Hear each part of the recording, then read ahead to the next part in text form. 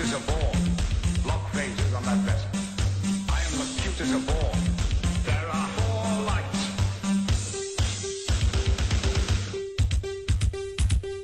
Captain Jean Picard of the USS Enterprise. Captain Jean Picard of the USS Enterprise. Make it so. Make it so. Make it so. Make it so. Captain Jean Picard of the USS Enterprise. Captain Jean Picard of the USS Enterprise. Make it so. Make it so. Make it so. Make it so. Captain Jean Picard of the USS Enterprise. Captain Jean Picard of the USS Enterprise. Make it so. Make it so. Make it so. Make it so. The first duty of every Starfleet officer is to the truth, scientific truth, or historical truth, or personal truth. It is a guiding principle. Yo. There are 4 lights. Lisa Rose, you know. Plus, it's too damn hot. It's too damn hot. Ugh. I don't even have a fan. I don't have an AC in this room. And with the monitors, the lights, even though they're LEDs, they're not hot to the touch, but they get, they make the room warm. So that's just for the dance. And if you're wondering, I wear red on purpose because red is the opposite of green. So it like kind of guarantees that the key, at least on my shoulders and sides here, will be semi-decent. Lisa, I'm happy to see you. Thanks for being here. I'm going to go like half ear. I'm happy to see you. Thanks for being here. Are you a Star Trek fan, Lisa? Star Trek The Next Generation, Star Trek whatever? I hope so. I mean, unless you're just saying there are 4 lights. Oh, yeah, nice. Excellent. So how did it go? Did you do, for those, if anyone's tuning in today and wasn't here on Monday, I helped Lisa with a problem. Lisa, did you see it became the nugget? So every stream, I'm going to take a little piece of the stream that I feel like was a really good little thing and going to edit it, put it on the Dicasa film as a little nugget from the stream as a way to drive traffic over to the Rethink Films YouTube page. So your thing became the nugget. Did everything work out? Did you try doing any shooting, importing into DaVinci? I am curious. Curious.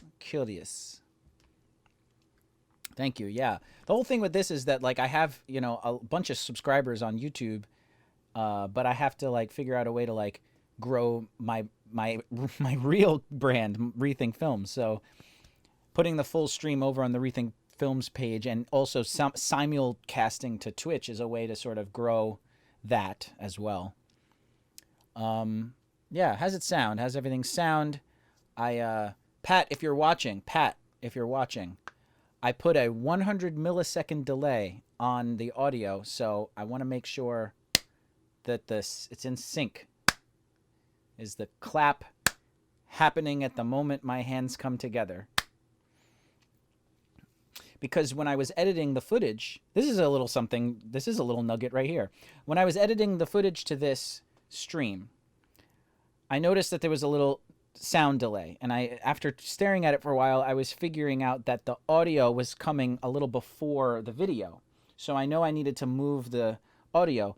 I slipped it back and forth. I went, 1 frame, 2 frames, 3 frames, 4 frames too much, 5 frames too much. I brought it back and I settled on 3 frames. So the audio is delayed by 3 frames in Premiere. So then I was like, okay, what does that translate to in OBS? Because in OBS, you delay by milliseconds. So I know that 1,000 milliseconds is 1 second. So, okay, that video was in 30 frames a second, and I delayed it 3 frames. So 3 frames is 10% of 30. So 10% of 1,000 milliseconds is 100 milliseconds. So I did 100 milliseconds. Math. Who'd have figured? Who'd have figured? Yes, it pretty much solved everything. Amazing. I'm glad. I actually went onto your channel, Lisa, and I looked at what was going on. It seems like you haven't posted something in a while, or like maybe like a year ago or 6 months ago you were posting a lot and then kind of tapered off. And I guess now you're going to be revamping, I suppose. So good luck with that. Everybody go subscribe to Lisa Rose. Lisa Rose. Lisa Rose. Lisa Rose. It's hot. I need to get an AC up in here, although there'd be a lot of sound if I did. So if you're tuning in, say hello in the chat. What's going on, everybody? We've got 5 people in the YouTube chat. You could say hello. 3 people on Twitch. That's awesome. Hello. Oh my, no, I haven't. It's kind of my starter channel. That's cool. Hey, at least it's something. Oh, what was that? Oh man. I can't read that, damn it. What did that say? I gotta make my window bigger so I can read these things. There we go. I don't know what it said. I missed it. Oh, MBA Official has followed on Twitch. Sweet. Hey, MBA Official. How's it going? MBA just subscribed. Woo. That's awesome. Wait, subscribed or followed? I'm not sure. Cool. Thanks, MBA. Say hello in the chat. Talk to me. What would you like to see? I'm going to be editing in Adobe Premiere. I had a little something special I wanted to do before I got into the editing today. I guess I'll explain it right now. So, I want to find my email. So this guy named Neil, Neal, I guess, I don't know how he found me. Come on. Let me, I'm just typing up his name in my Gmail. So this guy, Neil, emailed me, looks like October 2019. And it looks like he was looking for some work, I guess. Working for a DP. I ended up, he had just moved to New York, so I ended up trying to pass his name off to a company that I knew might be hiring for like production assistant or whatever. So I don't know where that went. But we ended up talking. I guess I told him about my YouTube. And I said, keep in touch. And like every now and again, he'd like send me some stuff. So like he made a short film. And I watched the short film and I like typed up a long, like sort of critique of it. Just because like, you know, I mean, it wasn't like right away. It took me like weeks to get back to him. But like, you know, sometimes when I'm just not doing anything, I'll be like, oh yeah, there's that guy Neil. Let me watch his film. And of course, as soon as I start doing something, I'm gonna like carry it through until it's like I'm done. So of course I'm happy to do it because I like talking about film and stuff like that. And so I gave him that thing. And then just recently, it looks like June 9th, so not too long ago. Although when was it the actual first one? 10 days ago, he sent me another short film, and he was like, I shot it all myself, and I'm starring in it because it's quarantine and stuff like that. So I watched it, and I gave him a little bit of my initial critiques, but I told him about the stream. I don't know if he's here in the chat or whatever. Hi, Mom. My mom's in the chat. Hello. Thanks for watching. What are you having for dinner? So I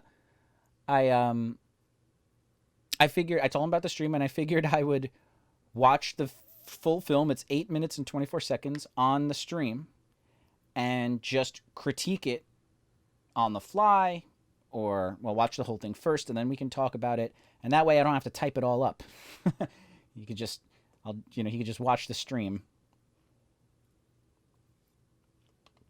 So that's what I was thinking I would do. Neil, hey, he's here. Thanks, Neil. Neil Merchandani.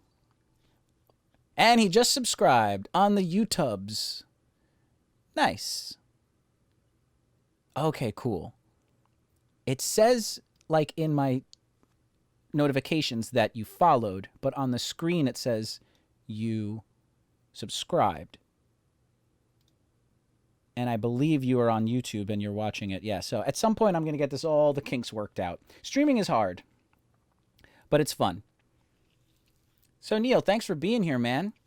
I'm glad you're here. I figured I'd just start off the stream right with the short film, and then we could get into. I'll get into. Well, then we'll move on from there. But yeah. Let me see what else. Looking at the email, where'd it go? Here it is. Yeah, I have it ready to go on my other computer here. So yes, I'm a fan. Sweet. Yeah, cool, man. So I'm just looking at like who's watching. Okay, cool. So we got 8 viewers. Yeah. Okay, so viewers on YouTube. If you're just tuning in, what I'm gonna do is I have sort of a back and forth. I sort of have a pen pal with Neil, who's in the chat and YouTube, and I want to watch this film. And Neil, if you want to talk back and tell me, I might ask you a question, or like if you want to explain the answer, if you want to like if I ask a question or whatever, feel free to defend yourself in chat. But I guess what we'll do is we'll watch the film all the way through together, and then we'll talk about it. So everyone in chat, I hope this is stuff we used to do in film school. You'd make a short film and you'd present it to the class, and you'd go around the class and everyone would talk what they liked, what they didn't like, what could be improved, what could you do better next time. And that's something that's very valuable about film school, is that everyone's there to talk about it and get real, criticism. When you're a one-man band and all you have is the internet and family, all you're going to do, you're going to get, it's going to be harder and harder to find like true, good, constructive criticism. And I feel like that is one of the most valuable things. So let's get into it. Let me transition over to that. I think for right now too, what I'll do is, no, I'll leave it up. I was gonna get rid of the link up above just so that it doesn't get in the way, but it's gonna get in the way. So let me also make sure that you can hear it. Oh, Neil, by the way, there isn't any like copyrighted music in this, I'm assuming. I hope not. Well, it doesn't really matter because it doesn't really matter. Because when I did my test stream, I went on Instagram and I got a copyright strike because somebody was using, sound music from that they purchased, but I guess I didn't purchase it and they knew that somehow. But it doesn't matter because this isn't really getting monetized, so whatever. All right, here we go. Let's make it big. Let's watch it. The film's called Chocolate. I guess the film's called Chocolate. Well, we'll find out. Hopefully you can hear it. If you need me to make it louder, I'll make it a little bit louder. If you need me to make it any more louder, let me know. Here we go.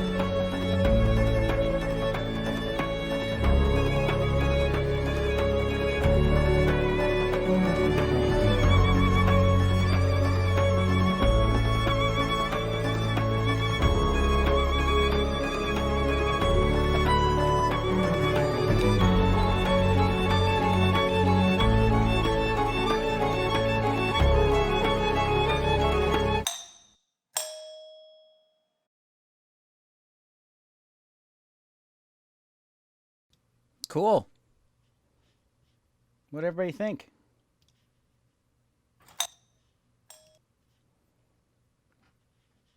I'm gonna put on a backdrop there. This guy's hot. He's in the chat right now. Careful what you say, Oakland Raiders. Hey, Rodrigo, thanks for coming in. So if you guys are just tuning in, we just watched a short film that was sent to me by, I guess we're acquaintances. I like to say we're pen pals, Neil. And I'm going to critique it. Feel free to critique it as well in the chat. But, be gentle, be nice, don't be mean. Good acting. See, here we go.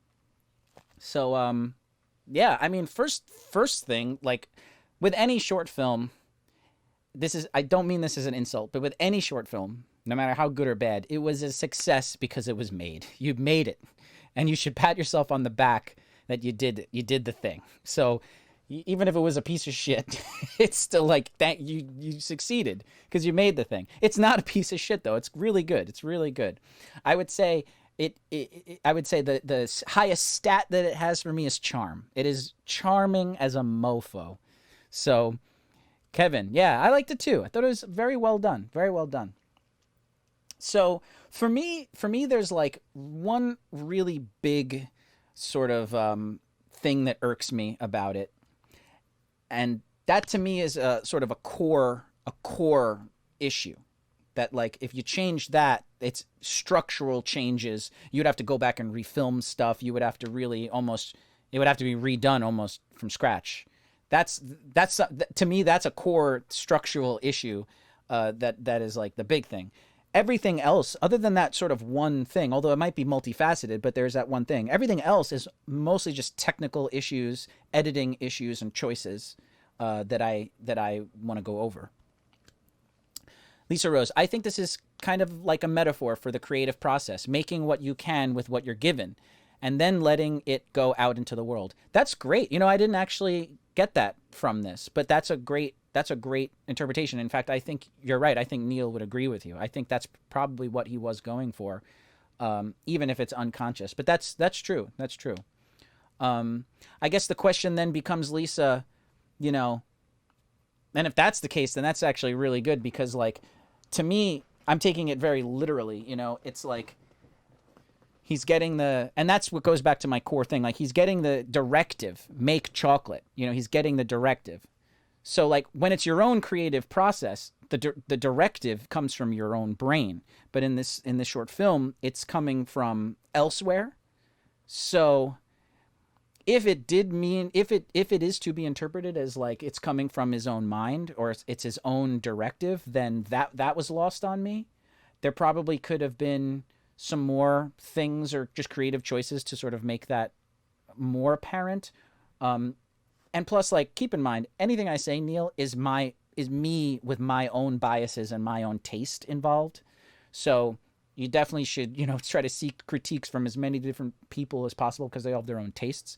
So I just know, like, what I would do, and I just know what I would like to see or things that would make, it more powerful for me. Sometimes the directive comes from your brain and externally. He decided how to put the ingredients together. Yeah, cool.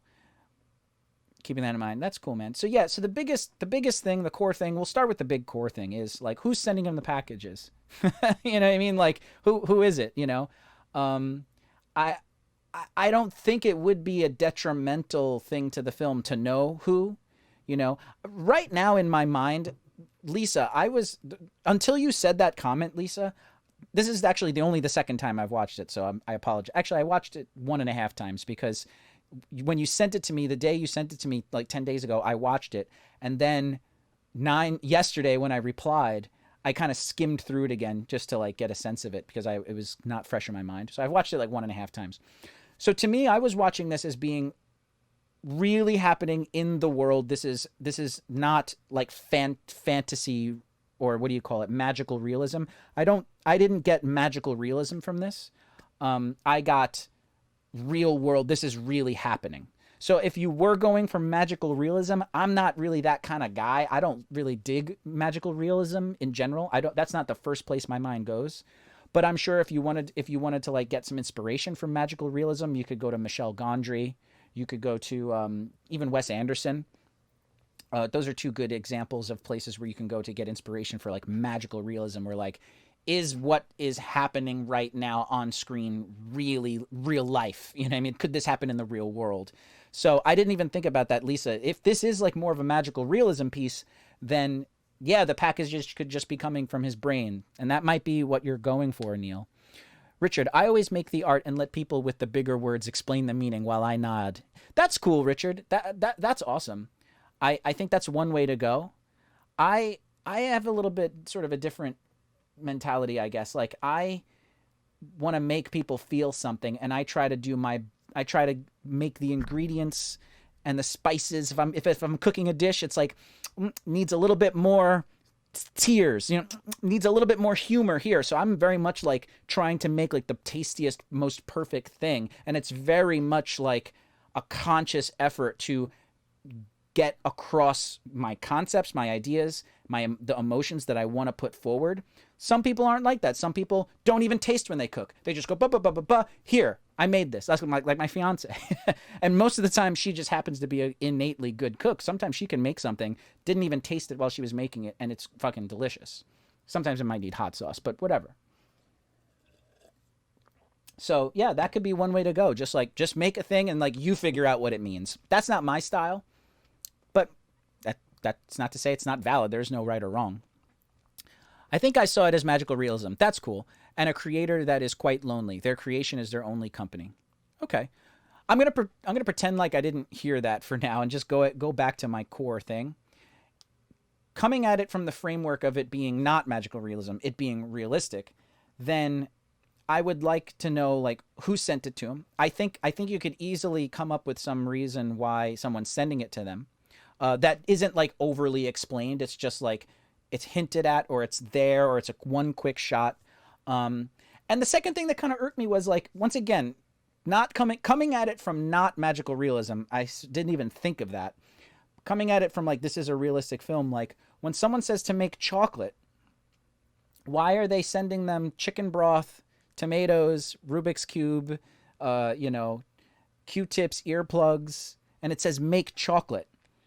So yeah, I didn't, that to me was just kind of confusing. But now that you say it's magical realism, it's kind of making me change my mind.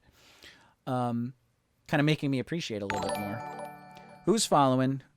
SPMS Kenya has followed. Hey, thank you. Or you're subscribed on YouTube. Yeah, that's the YouTube side. YouTube is here, and Twitch chat, the Twitch, this is so hard. Twitch is over on that side, and YouTube is right there. He was sending his own boxes. Yeah, maybe. So yeah, okay. So maybe let me change my mind a little bit. So I wish there was maybe just one little hint of something that is like a little bit more, something that makes me know that this isn't real life, that this isn't reality. I don't know what that would be, but just something a little bit more than just what is there. I don't know what it is. I mean, that's a creative decision for you, Neil. But just something that really tells me that this isn't real life, and I don't know what that is.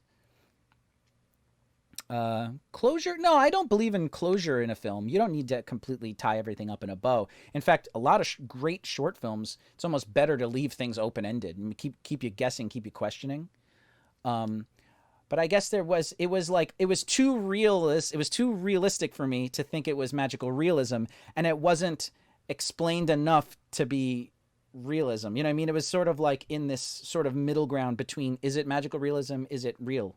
And I until Lisa said something, I didn't even think of it in terms of like, oh, that's his own brain sending him the thing. Is that what you were going for, Neil? Like, let's just go to the source. Neil, who was sending the packages?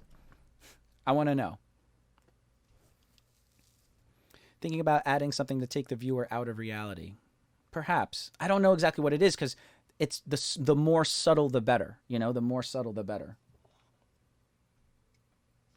You know, like, excuse me while I open my Coke. Like if it's in your apartment, so it's hard. Usually in like magical realism, you'll have just like a white void. You know, you're in just like a black void. You know. Cool. So Lisa was correct then. That's awesome. I'm glad Lisa has a little bit more of a malleable mind than I do. The whole idea is that life gives you things and you have to make the most of it. That's cool. All right, cool. That's awesome. Yeah, I guess for me, that didn't come through super strongly. And maybe I'm just dense. For me, I wanted to know, I was like stuck to the fact that it was like real life. And I was like, You know, because I'm thinking like, is it like his ex-wife? Is it his like, you know, is it like, you know, does he have a kid? And then of course, like when you get sent this makes more sense now, because when you get sent the picture of you and Chocolate, I was like, how did the person on the other end get that picture? It's not like that person was there and was able to take a picture. But if that picture is just a memory, if it's a metaphor for memory, then then that makes sense. Actually, this makes me want to screen one of my own films. So if you'd let me to, after we finish with this, I'm going to show you a film I did in college that has a little bit of magical realism. And I'll let you guys pick that one apart. Supposed to be that, yeah, a memory. Cool, okay. So it's not real life. Gotcha. All right, cool. Cool. That makes a lot of sense. That actually makes a lot of sense. So going that route, I wonder if there would be some other way to show that is like inside his mind. For me, like art direction, meaning like the production design, like what the apartment looks like, could be done in such a way that, you know, it's a little bit more fantastical. Like, you know, like if all of the books on your bookshelf were like wrapped in gift wrap, you know, they'd look like books wrapped in gift wrapping paper for Christmas. Or like, you know, there were like little lights here and there, or just like something about the apartment that wasn't so like, this is an apartment, you know what I mean? Like a strange rug or a weird light, or like just some kind of art direction, something in the environment to show, to sort of reflect that this is like not a real place. This is like inside the mind. You know, and maybe like avoiding like looking out the window and seeing the World Trade Center, or seeing the Freedom Tower. Like just not even have that. Like it's awesome that you're in New York, but like for me, like when it goes to the, you know, the Freedom Tower, like to me, I'm like, okay, I'm back. It's hard for me to really like sell, or it's hard for me to suspend my disbelief when I'm seeing like real landmarks, you know? So probably best to avoid like a real landmark, and then also like art direct the apartment a little bit more in like a creative way, so that there's some sort of props or some sort of thing in there, a prop or something about the environment that is a little bit not very real, you know? Skew the reality a little. Yeah. And once again, this is just my taste, because I think I would have felt more had I not been confused about a few things. You know what I mean? That's one thing about me, is like I really don't want to confuse the audience. I want to have them question. So I think you had a lot of good, you know, prompts to question. Like you delay make chocolate, the message that says make chocolate, you delay that purposely for a while, which I thought was a really great choice. But you know, once again, it goes back to that. But then that leads me to the other thing. Like if he's supposed to make chocolate, like, yeah, he's got all these other things he's supposed to make chocolate. But it makes more sense now that you're saying it. Like, how am I supposed to make chocolate if I have a Rubik's Cube, earplugs, chicken broth? I cannot make chocolate from that. So what I'll do is I'll make a little robot and just name it chocolate. There's my loophole, you know? And, I don't know, it's almost there. It's almost there. But like, maybe instead of like make chocolate, it's just like, you know, yeah, I don't know, like instead of make chocolate, or it says make something, or make, you know, maybe it says chocolate but it's like blurry and you can't read it, or maybe you never see the thing. I don't know. It's something to like think about, and you know, but you already made it, so it's already done. Don't like remake the film. Yeah. So that to me is like really the biggest and the only issue, really. Everything else is sort of technical. I like make chocolate. I think it's the cornerstone of the payoff. Yeah, I hear you. Maybe you could do something like where it's like the sign says make chocolate, and then like what you can do is you can like put the title on the robot where it says chocolate, but then like cross it out or cross out the C and just make the C a capital. So it's like it says make chocolate, and then you cross out the C and you make it a capital C. Make chocolate. And then that's like that's one little subtle thing, something like that. Just one little subtle thing like that would make people go like, "Oh, okay. He has to do a twist on it, you know?"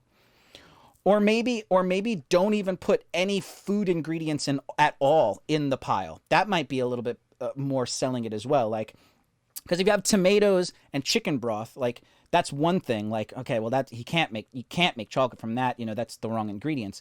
But if you had only weird shit, like if you had only, you know, Rubik's Cube, you know, thumbtacks, you know, like pencils, you know, random stuff, you know, a can of Febreze or something, not even any food items, then it's like, how are you going to make chocolate from that? Or how are you going to make, you know, lemons from lemon, you know, how are you going to make lemonade out of the lemons, I guess.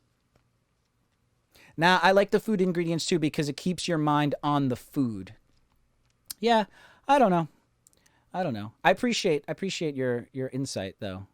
Because chocolate is so absurd and impossible, and the payoff is outside the box thinking. True. And it literally is a box that he's taking things out of. Yeah. Okay, so regardless of the core issues, let's talk about aesthetic stuff. And once again, I come from just a biased place, of course.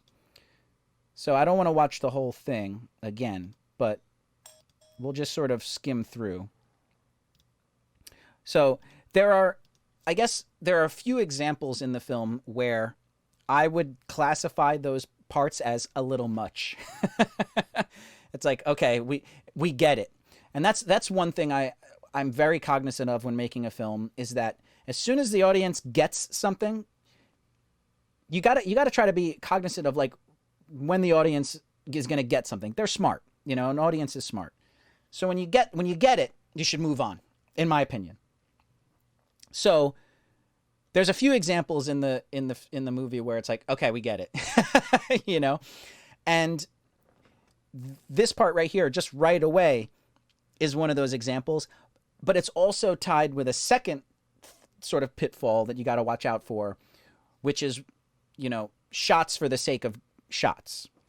So like, okay, he opens up the door. That's a great shot right there. So first of all, I like that cut. So you obviously had to do that move twice in a row, exactly the same. I like that it cuts to another angle. So that's really cool, you know? So it's like, okay, cool. And then, oh, nice. Okay, package, great. Now we're here. That's really cool. So now this shot is like, this shot's a little, in my opinion, a little masturbatory. It's like, okay, you had that one shot from the side that was like, you know, cool. But now it's like, all right, here's another cool shot. And I get it. Like, this must have been a really hard shot to get because you're filming it yourself. So how did you even get the camera there? You know, your head had to be in the perfect spot. You're looking up. So it is a beautiful shot, but it's a bit much. It's a little like, you know, it's a great shot and it's a hard baby to kill in editing, but I would definitely cut that one.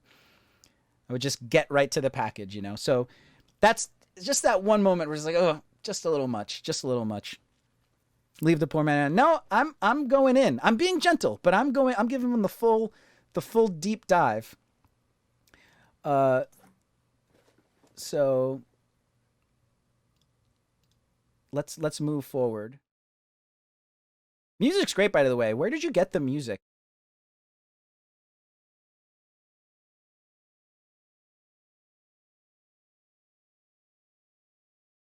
I love the montage here.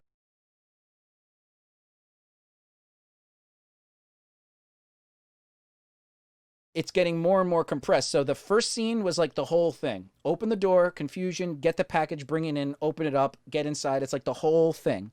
The next one is a little bit more condensed. Still the door, still coming in, still sitting down, and then the shot of the stuff on the stuff. And then it's like, the next one is like box, stuff, leaving, and then finally it's just like the table, cut. It's only the table. You're coming in, you're going out. You're coming in, you're going out. So I like that is a really good montage where it's like, here's the whole scene, here's the whole scene again, but a little bit faster, and then here's like the only essentials, and then literally just like the one angle going, you know. So that's like a really good way to do time compression montage.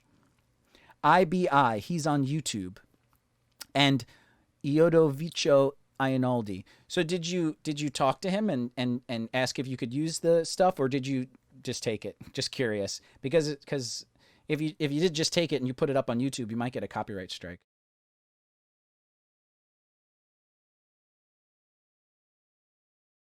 Okay, so now here's like, we get it.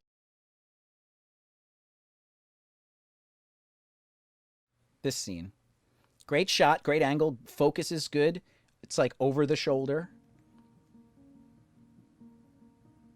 That, yeah, it's basically this. I'm not gonna tell you like how it should be edited, but like that's 2, 3,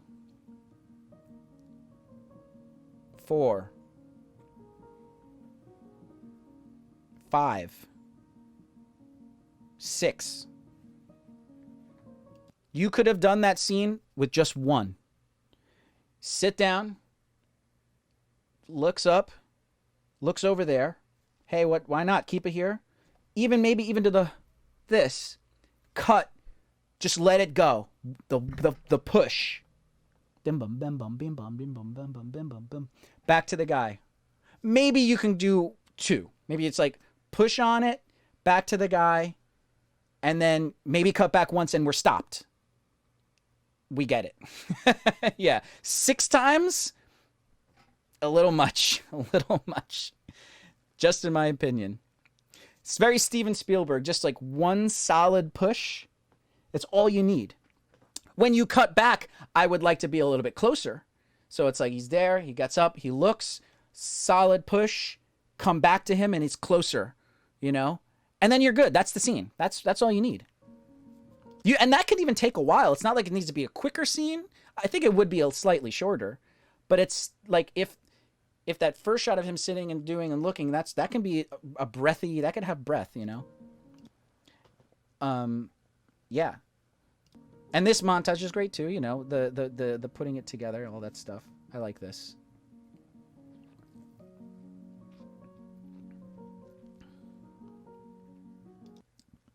I think I would have also liked in this scene picking up the item, you know, like more of you, like thinking, you know,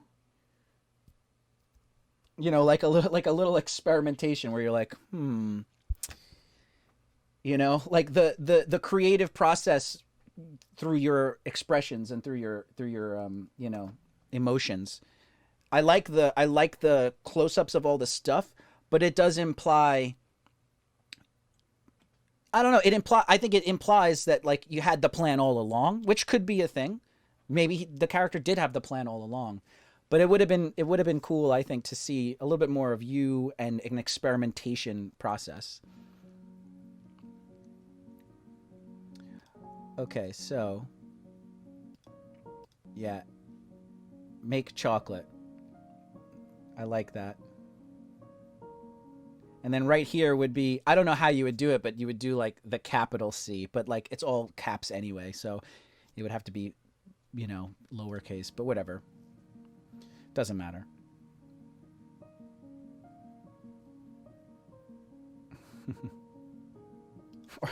Or you put a little accent over the A and he becomes chocolat.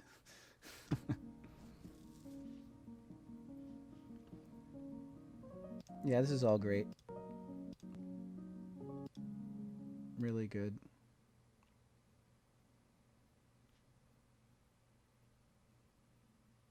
At first I wasn't sure like what you guys were doing in this shot, but then like it hit me like, oh, they're looking out the window. So like just because like in this is very small. This is like way down the list of like technical things, but like there was a montage and then it ends with like the, you know, the window shot. And then when it cuts to you, you're looking out the window. So to me that's a little like, maybe the montage ends with like behind you guys, with you guys in the frame silhouette with the camera with the window, and then it cuts to this shot, just so it's like, okay, because at first I wasn't sure what you're doing. I thought maybe you were watching TV again. I agree with this. Showing more of the experimentation progress, finding out what works. In terms of suspension of disbelief, I'd like to see a more fantastical view of what was outside. Agreed. Maybe from behind. Ooh, that sounds good. Yeah. So let's keep going. We're almost there.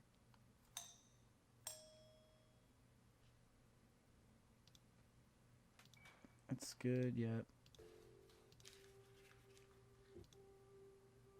Okay, so there is another like we get it coming up, but it's not what you think. It's not like the acting. The acting is good. That's cool. See, like if we had this shot with you in the frame looking out the window first at the end of the montage, and then it cuts to this shot, that would be cool, because then when it cuts back to Chocolate alone in the same frame, it would be even more powerful. So like, we imagine you had just ended that last montage with the wide shot of the apartment where you're both there, and then we go, and it cuts to this and you're not there. That's like, you know.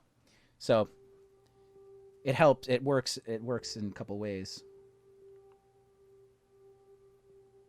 Okay, so here we go. One door.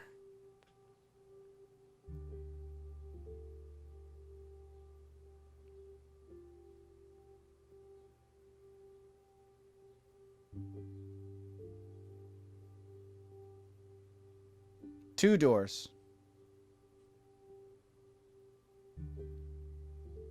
Is there a third? I don't think there's a third. No. No.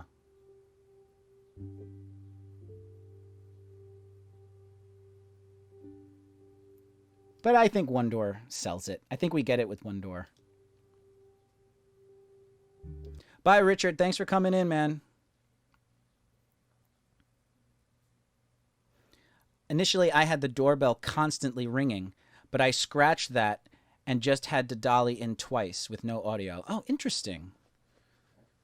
So it was like it cuts to the door and it's like kink kink kink, and then it cuts back and it cuts back to the door kink kink kink. Yeah, that might have confused me too, because when I first watched it, I was like not thinking about magical realism, so I would be thinking like, go get it. The person who's been delivering these packages is right outside the door right now. You get to see who it is. So maybe it was a good idea to not have the doorbell. But if it was magical realism, and that was a little bit more apparent for me at least, then and I knew, if I knew at this point that the boxes were not real, it's all in your head, it's a metaphor for ideas. If I knew very well at this point that that's the case, then the doorbell might work. The doorbell might work. Except if depending on how fast it is, because then it starts to become like horror movie, you know.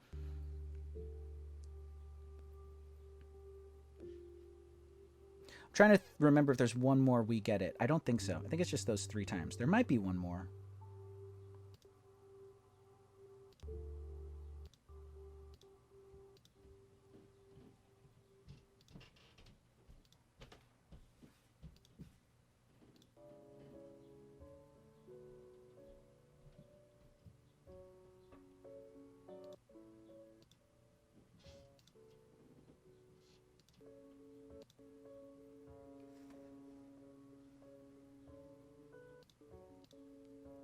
I mean, this scene is a little long. Like, it does take you a while to look at it, but I think it's good. I think it works.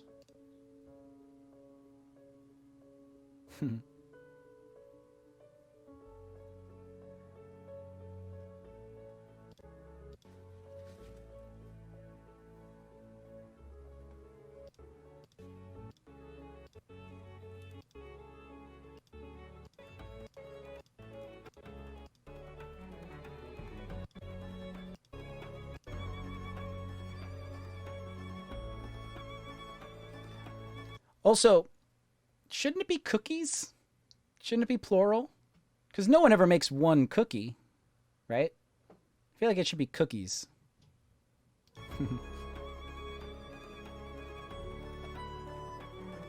Great little ending right there.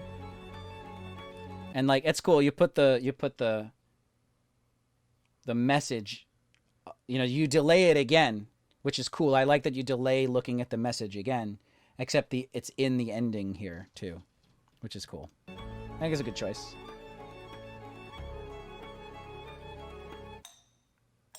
Nice. Yeah, man. I wish I could say there was, but it's just my apartment number. Oh, is there a reason for number 10? Yeah, it's just... Yeah. See you in the replay. Okay, Martin. Oh, it's midnight? Damn. Sorry, man. But thanks for coming in. Let me go back to this. So, yeah. The box of chocolate. Spiel. Yeah, so there's everything. I'm trying to think. Those were the we get it moments. I feel like there was a couple other things that I wanted to talk about, but I don't remember. I'm kind of like skimming through them now. Yeah, no, that's really it. Those to me were the biggest things. The moving back and forth, the back and forth between the props and you. Yeah. It's really just two things. I'm just looking again. But I mean, all in all, man, great work. Great work. Thank you for not getting mad at me.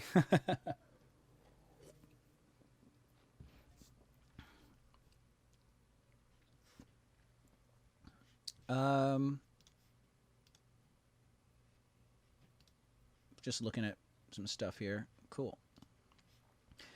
Yeah, you're welcome, man. Thanks for tuning into the channel and letting me pick it apart. Oh, that's what I want to do. Okay, so I think what we'll do is I want to show you a film that I did when I was in college.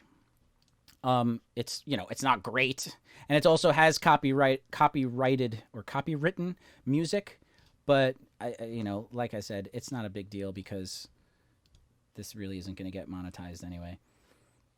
So let me find it. It's public on my YouTube channel. Excuse me with the burping. So like, oh wait, no, not that one. Hang on. There we go. Do I want to show the other one? Nah, I don't want to show that one. All right, let's do this one. So this I did in college, and it's all Dream Theater music. So if you don't like Dream Theater, I apologize. But I don't know. I feel like there's similarities. I feel like there's things we could talk about. So nice to meet you too, Neil. Stick around for this, and please pick this apart. Once again, keep in mind, very early filmmaker at this time. I made this in 2003. I want to say 2004. Probably 2004. I made this in 2004. Back then, you know, there was not like YouTube to find music, and I really didn't know a damn thing about like how to score a film. And if I could go back and do this film again, I wouldn't have Dream Theater. I would have like music. But it is what it is. So here we go. Keep in mind also that is, you know, I'm a student and I'm very like emo. So here we go. Let's watch it together. Hope you guys like it. I'm gonna go here. I'm gonna go here. Let me turn my thing off. Bye-bye. And here we go.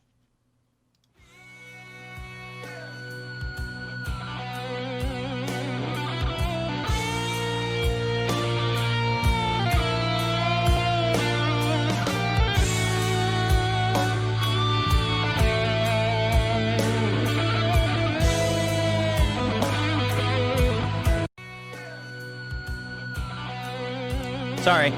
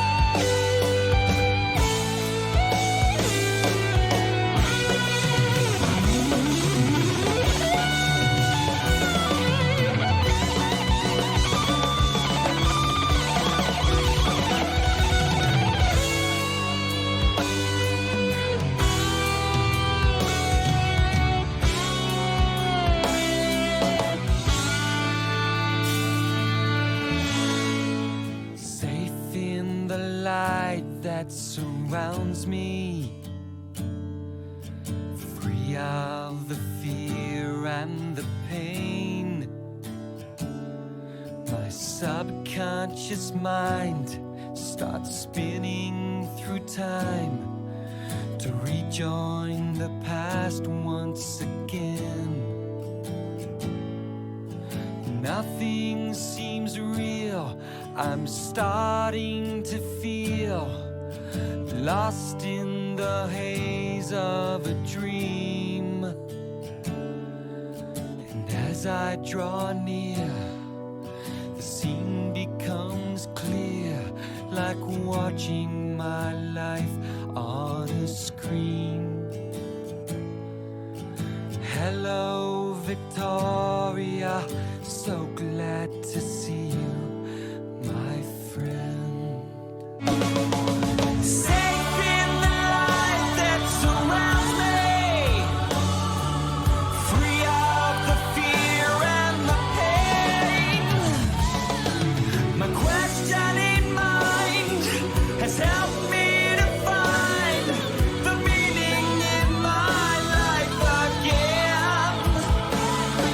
Victoria's real, I finally feel at peace with the girl in my dreams. And now that I'm here, it's perfectly clear, I found out what all this means. If I died tomorrow, I'd be alright, because I believe that after we're gone, the spirit can reason.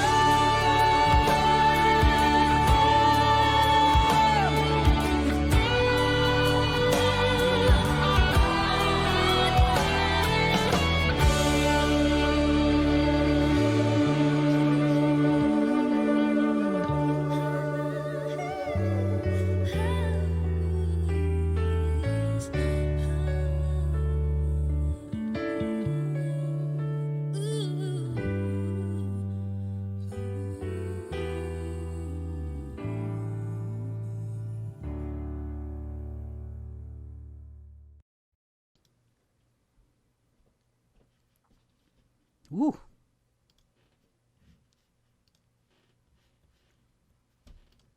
Hey.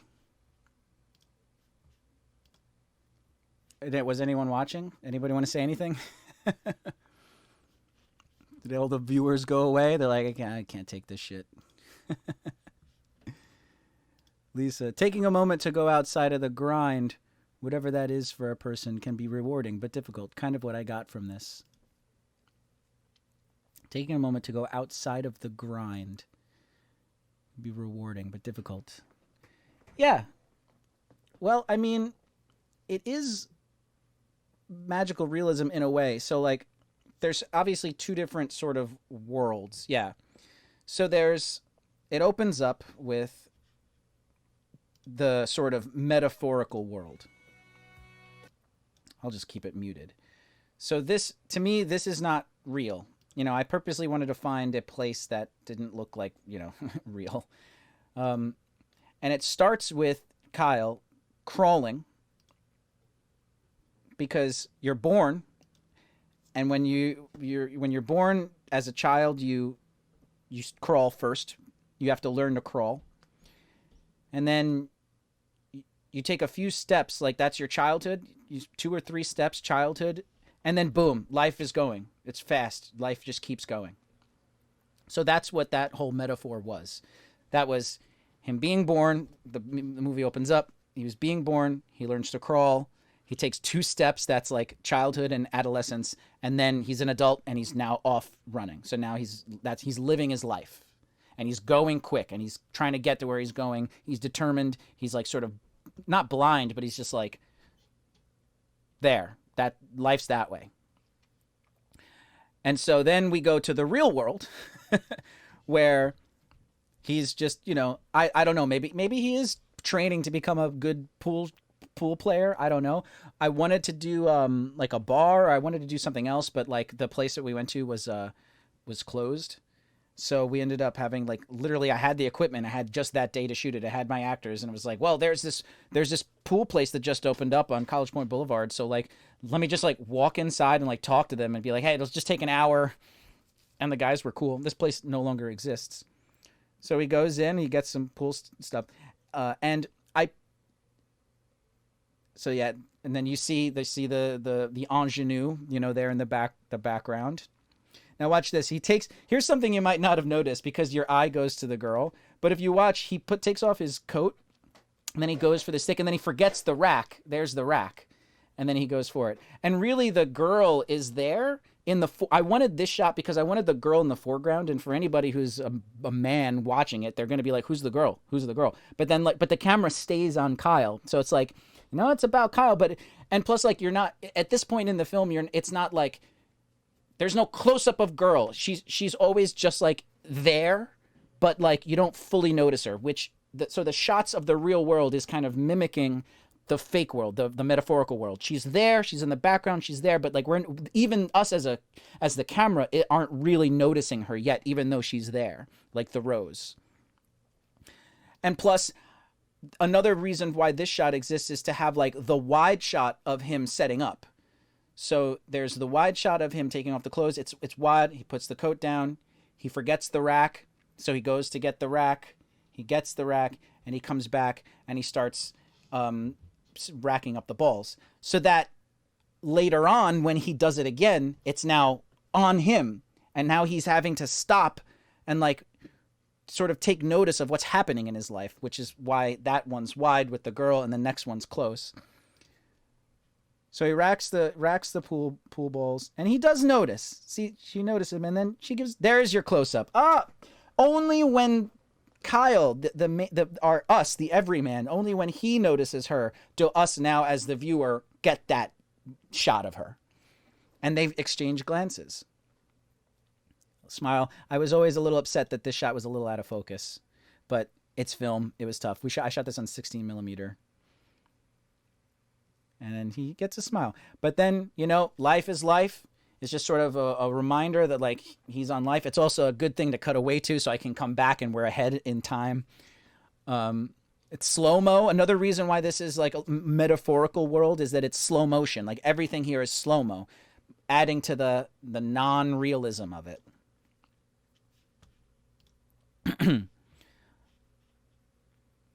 So now this shot is, like, the real world is now, I'm trying to really tell you that like the metaphorical world is the metaphorical world. This is the first part where you're like, because at first you're watching this and you're like, what is he running from? Where's he running to? What's going on?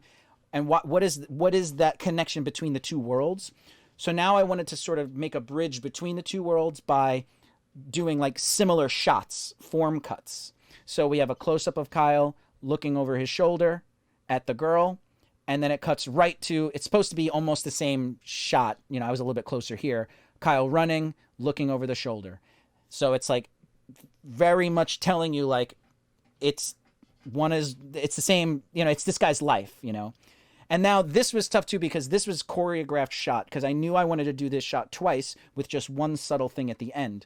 So this first time he puts the cue back, walks around the pool table, picks up the things, and this time he exits frame. And she watches him go. Just like, oh, he didn't come say hi. Oh, well. And he exits frame. And so he passed her by. Passes by the rose. Looking at her, but passes by the rose. And then the weird thing happens. This is the sci-fi section of the video. Just a little cross dissolve. But now he's aware, the character is aware that something has happened. So it was kind of tough direction to give him because I was like, it's going to be a visual effect. There's going to be a shot where I like put the two of it. And it was hard to explain that to him, but I was just like, just when you come through I need you to walk through and then I need you to come back in from the same angle. It was like kind of a bitch to explain, but Kyle is great. He really sold it with like the subtlety of the performance. He turns around and then this is the real like shot that tells you, okay, this is weird. This is not real. This is strange. This is sci-fi. Two of them, very Twilight Zone. He turned. I wanted them to be. So like one's looking this way, one's looking this way. I wanted them to be mirror images of each other, but the way that I didn't have enough, I didn't time it right. We're on film, but if I could go back and do this shot again, they would be in sync with each other like this. But it is what it is. I couldn't line it up correctly because it was lean and then turn, and it's just ended up, we didn't have a lot of time that the lean and then the turn wasn't synced up. But I do like the way it worked out. It's like bump bump. There's a little bit of a delay. It kind of works. It kind of works. So now he does it again, and it's like, well, it's okay. So it's like, all right. He tried to leave once, doesn't work. He's looking. He tried to leave again, and he's back here. So now it's like, okay, I need to like make much of time, which is a poem, by the way. If you don't know, gather ye rosebuds while ye may, old time is still a flying, and this same rose that smiles today, tomorrow will be a dying. It's an old poem that's one of my favorite poems, and I wanted to make a film about it, about that poem, which is why there's the rose. So, the same flower that smiles today. So now he knows he's back here. He doesn't know why he's here. And this is that other shot from before. He walks up.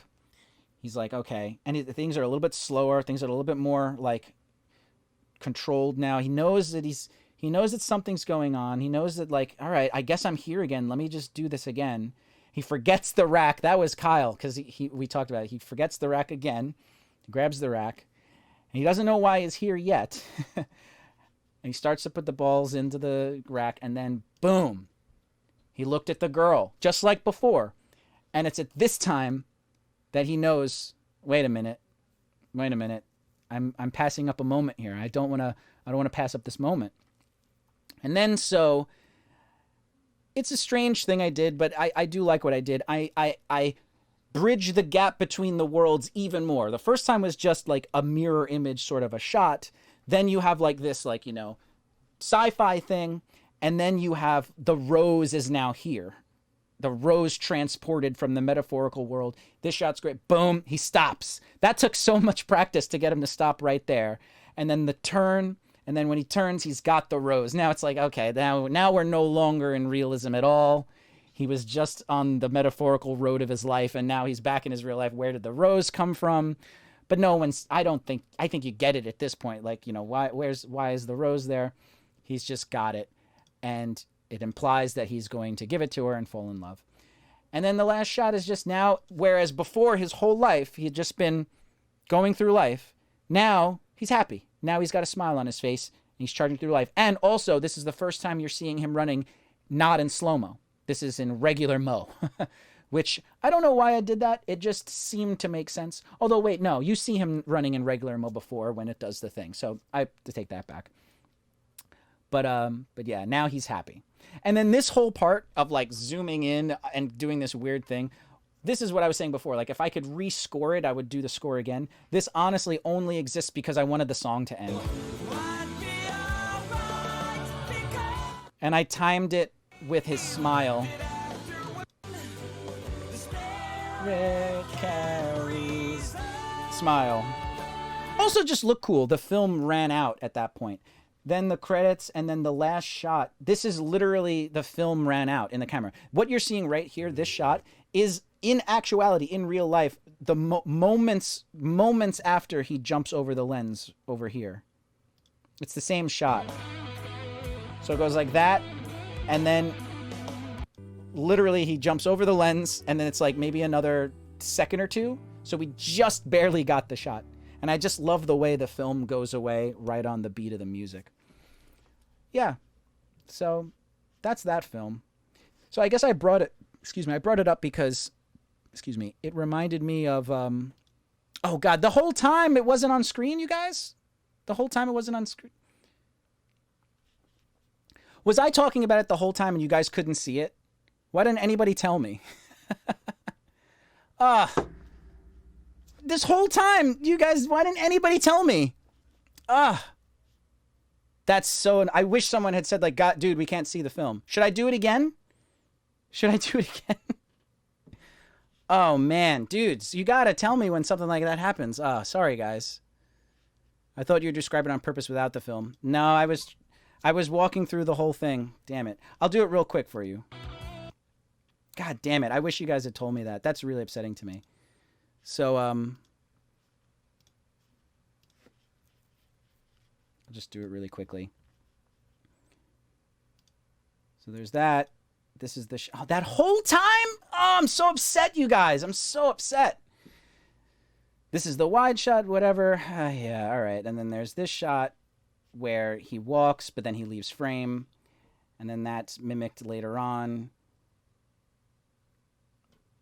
Over here, where he walks and he stays in the frame, then he turns, and there's the rose. Oh man, that really upsets me. Not the play-by-play either. We failed you. It's okay. It's okay. It's okay. I wish you, because I was checking the chat. I was looking. Did you think about handheld versus tripod? Yeah. I really only used the tripod when I had to. So like for the visual effect, for the shot with where the rose turns, for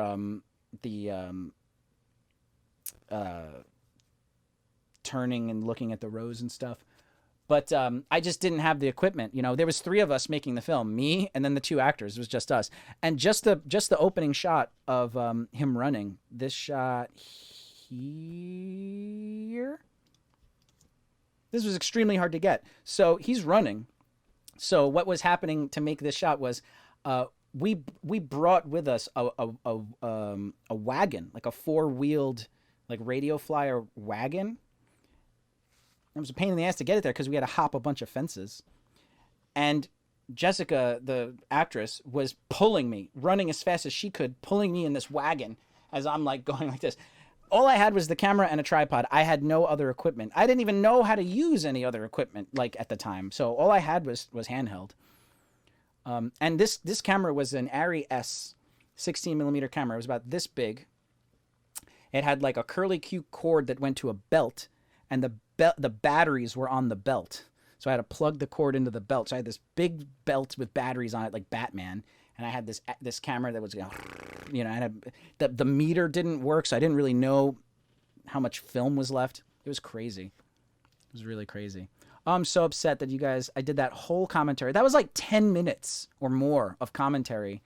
And no one told me that you couldn't, dude, can't see it.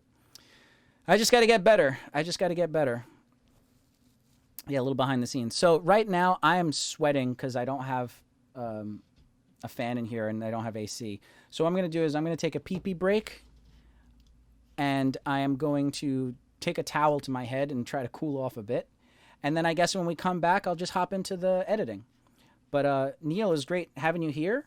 It was cool. I brought up my film because it's like the most magical realism and the most similar thing I could think of to yours in terms of, you know, what's real, what's not. Yeah, no problem. Stick around, I hope. You know, you guys take a pee-pee break as well. And, yeah, I'll be right back. See you in a bit.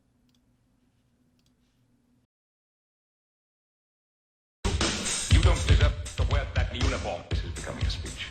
You're the captain, sir. You're entitled.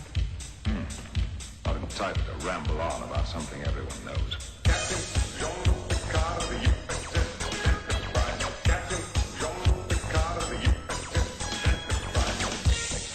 Make it so. Make it so. Make it so. Make it so. You just kept talking in one long, incredibly unbroken sentence, moving from topic to topic so that no one had the chance to interrupt. It was really quite hypnotic. Incredibly unbroken sentence, moving from topic to topic, moving from topic to topic, quite hypnotic.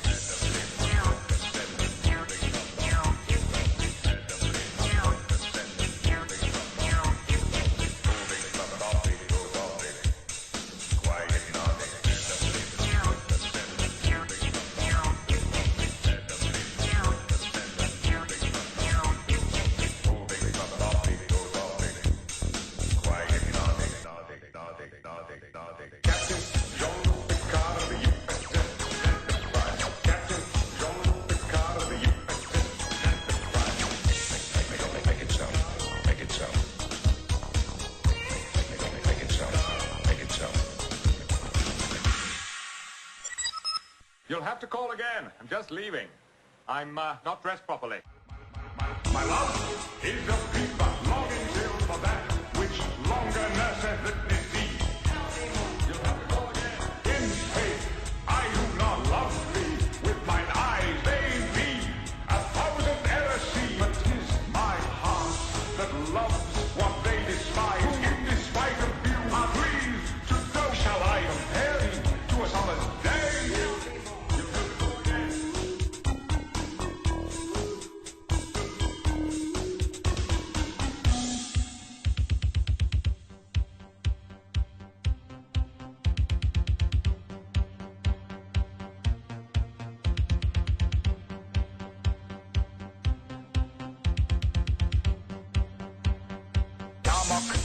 Angelad, and Tanagra. Damok, Angelad, and Tanagra. Damok, Angelad, and Tanagra. Damok, Angelad, and Tanagra. I am Locutus aboard. You will respond to my questions. I am Locutus aboard. You are bored. I am Locutus aboard. You will assist us. I am Locutus aboard. You are bored. I am Locutus aboard. Lock phases on that vessel. I am Locutus aboard. There are 4 lights.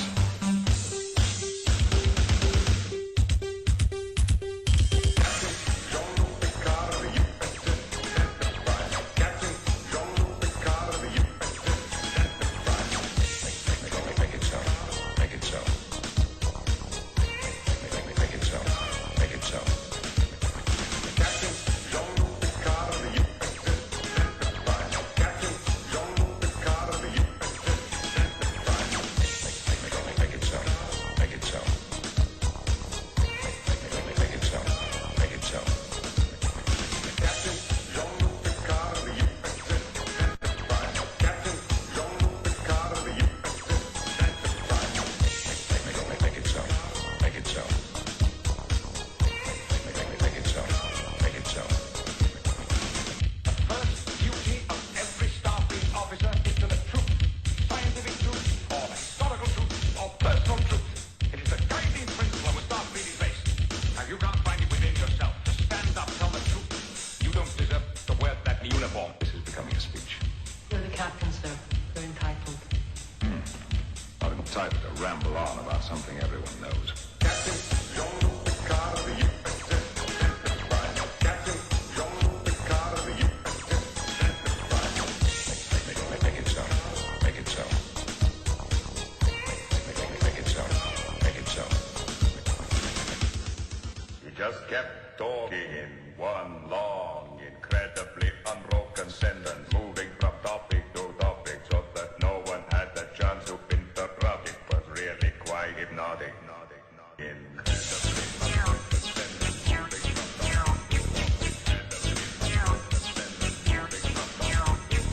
moving from topic to topic, quite hypnotic.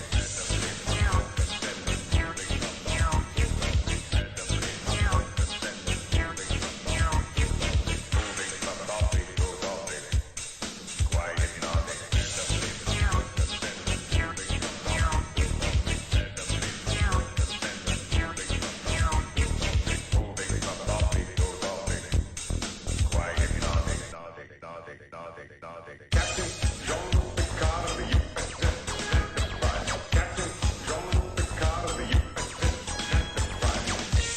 Make it so. Make it so. Make it so. Make it so. You'll have to call again. I'm just leaving. I'm not dressed properly. My love is a fever, longing till for that which longer nurseth the disease. You'll have to call again. In faith, I do not love thee. With mine eyes they be 1,000 errors see. But 'tis my heart that loves what they despise. Who in despite of view are pleased to know. Shall I compare thee to a summer's day? You'll have to call again.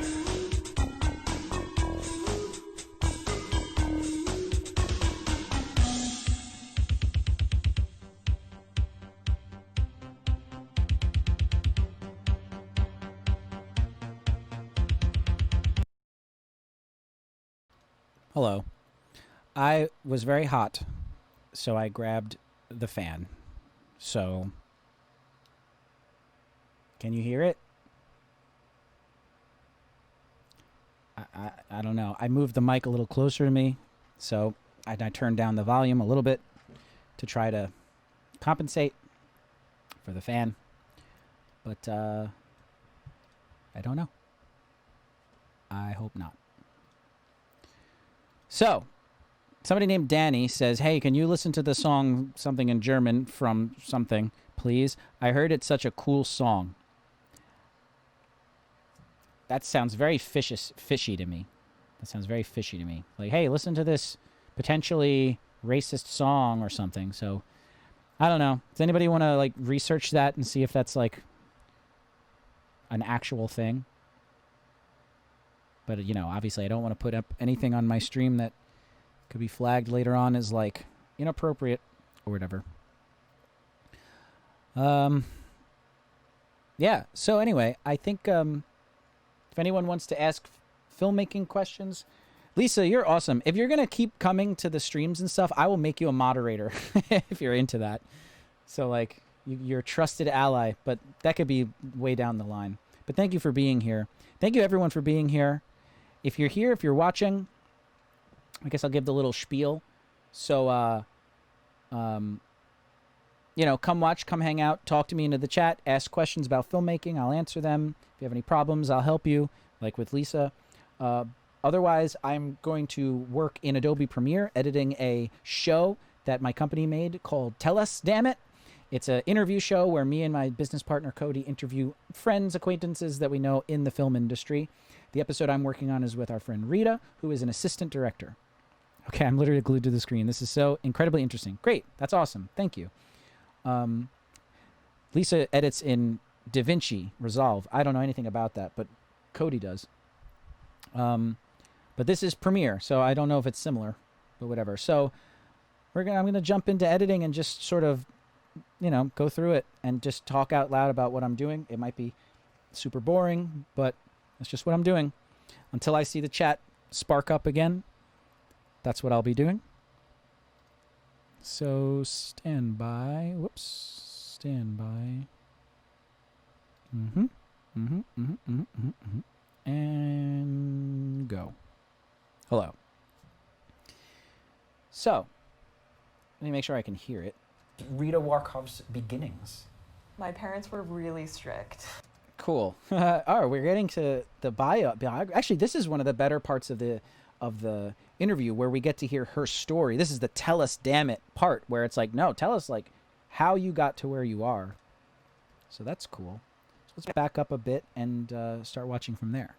You know, like maybe there's like one tiny little rickety elevator and 6 hampers of gear and 20 people for the load-in. Yeah. You know what I mean? Yeah. So like it's part of my job to be like, okay, if we don't give it a... So I want to try to get rid of that stutter there, pardon me. And 20 people. So also, I forgive the skipping, the weird sound issues. That's not actually there. That's just the computer trying to like catch up. So just try to ignore those. 20 people for the load-in. Yeah. You know what I mean? Yeah. So like it's part of my job. It's part of my... So yeah, I just want to get rid of that. Now the question is, do I try to keep the it's? It's. No offense, Rita, but like it's kind of hard to just save the it's. It might work to just do part of my job. Probably just be fine. Part of my job to... Yeah, well, no, maybe not. Part of my job to be like, okay. No, I got to try to keep the it's. So is it here? It's part of my job. It's part of my job. Yeah, right there seems to work. So what I did there is I click where I want it. I hit the B button to go to the blade tool, and then in Premiere, at least with the keyboard shortcuts I have, I hold Shift down and I get that double blade, and you can blade everything. Yeah. So like... I'm literally just going to cut that out. Click in the middle here, hit the delete button, closes the gap. What I mean? Yeah. So like it's part of my job to be like... So now we just got to figure out, you know, what the flow has been, what camera can I cut to. One tiny little rickety elevator and 6 hampers of gear. Yeah, last time I tried to get rid of that pause, but it wasn't possible. One tiny little rickety elevator and 6 hampers of gear and 20 people for the load-in. Yeah. You know what I mean? Yeah. So like it's part of my job to be like, okay, if... I don't know why there's a cut here. Actually, I'm going to do something strange. I like when I see a cut in the timeline, I get fishy. I don't want to see a cut. You know, if there isn't really a cut there, then I don't want to see the cut. So I don't think I'm actually cutting anything right there. So what I'm going to do is I'm going to highlight all this, highlight this, and then I could just not slide, but like roll it over. Job to be like, okay, if we don't give it enough time. Okay, there was a pause. Yeah, okay. So It's gonna be a quick edit. for the load in. Yeah. You know what I mean? Yeah, So exactly. like it's part of my job to be like, okay, if Yeah, that's fine. So we're on this Y. and 20 people for the load in. Yeah. You know what I mean? Yeah, So yeah. like it's part of my job to be like, okay, if we don't give it enough time, I think. Let me think the about load this. in like one tiny little rickety elevator and 6 hampers of gear and 20 people for the load in. Yeah, let's cut back to me here. Hampers of gear and 20 people for the load in. Yeah. You know what I mean? Yeah, So yeah. like it's part of my job to be And I definitely think there needs to be audio transition here. I'm gonna do like 3 frames should suffice, but the problem with that is I gotta now paste it to the other ones. Like this is so much work. I wish there was a better way to do this, but I don't know of one at the moment. so like it's part of my Also, it's hard to hear with this Here. skipping. and 20 people for the load in. Yeah. You know what I mean? Yeah, So yeah. like it's part of my job to be like, okay, if we don't give it enough time, the load Is there a cut to there? be like, okay, Wow, look how similar those frames are. I guess because it's just a pause. Damn, that's crazy. Well, I'm still going to have to cut away. So she's facing Cody, so I think Cody is this one. I'm just going to roll this back. like it's part of my job to be like, okay, if we don't give it enough time, the load in will fuck us. Or maybe the job is very prop heavy or very art department heavy. And it's like, okay, if they don't have enough time and enough support, they'll be fucked and we're all fucked. Yeah. So there's like a martyr on every job, be it a person or a department, and it's part of my job to figure out who or what that is going to be and what I can do to help it. Yeah. So yeah, I'd like to see if I can shorten this up a little bit. If we don't give it enough time, the load in will fuck us. Or maybe the job is very prop heavy or very art department heavy. And it's like, okay, if they don't have enough time and enough support, they'll be fucked and we're all fucked. Yeah. So there's like a martyr on every, I'm just going to go from the prop heavy, end it, and then go to there's always a martyr. maybe the Because she just said, like, we're going to fuck us. Or maybe it's prop heavy or this heavy. And then just go, there's always a martyr. I think that'll work. job is very prop heavy or very art department heavy. I think that's my cut point there. Art department heavy. And I could lower Cody's Art department heavy. And it's like, okay, if they don't have enough time and enough support, they'll be fucked and we're all fucked. Yeah. So there's like a Cool. So I think this is all good to go. And I love a good chunk getting deleted. So let's see. like, okay, if we don't give it enough time, the load in will fuck us. Or maybe the job is very prop heavy or very art department heavy. So I'm just going to lower, I'm just going to completely lower me and Cody's audio because it's like, we're just making dumb noises. okay, if we don't give it enough time, the load I'm also going to compress the audio later on, so that should also make things sound a little bit different. in will fuck us. Or maybe the job Because you can hear me going, so it's like, whatever. is very prop heavy or very art department heavy. So there's like a martyr on every job, be it a person or a department. Okay, once again, I gotta figure out what It's camera part to of cut my to. job to be like, okay, Quick look, it appears to be a 5-minute music video, kind of emotional, shot in studio. That's cool. All right, so it's just shameless promotion. It's like, why ask me to go listen to the song? It's like, I'm not a super popular channel on here. Only like 6 people will see it. Come back, hopefully in like 6 months when like 50 people are watching. if we don't give it enough time, the load in will fuck us. Or maybe the job is very prop heavy or very art department heavy. So there's like a martyr on every, maybe the job is very prop heavy or very art department heavy. So there's like a martyr Yeah, let's go to Cody's here. heavy. So there's like a martyr on every job, be it a person or Yeah, so once again, I can come down Cody can come down. Art department heavy. So there's like a martyr on every job, be it a person or a department, and it's part of my job to figure out who or what that is going to be and what I can do to help it. Yeah. So you're obviously awesome. Oh. You're obviously killing it. Obviously. How did you become so awesome? You know, how did you get your start? What is Rita Warkov's beginnings? My parents were really strict. She's great. Yeah. So, Eric, she's such a good storyteller interview. Do you have to coach people or provide special director instructions to get such natural conversation? That's a great question, because that is part of like, do we want this person on? Are they going to be able to like talk? And to be honest, with Rita, had no idea. In fact, talking to Rita beforehand, you would have thought that it would have been a horrible interview. She's like, guys, I don't know what I'm going to talk about. I'm not charming. Guys, I don't know what we're going to talk about. I'm not good at talking. Like, I don't know how this is going to be. And so, like, you know, I think the only direction we gave Rita was just like, well, just don't worry about the cameras. Like, pretend like you're just having a conversation with me and Cody, which she had many times before. She's like friends of ours. And so once like we were like maybe 5 minutes in of just talking, I was like, she was a liar. You are a liar, Rita. You are amazing.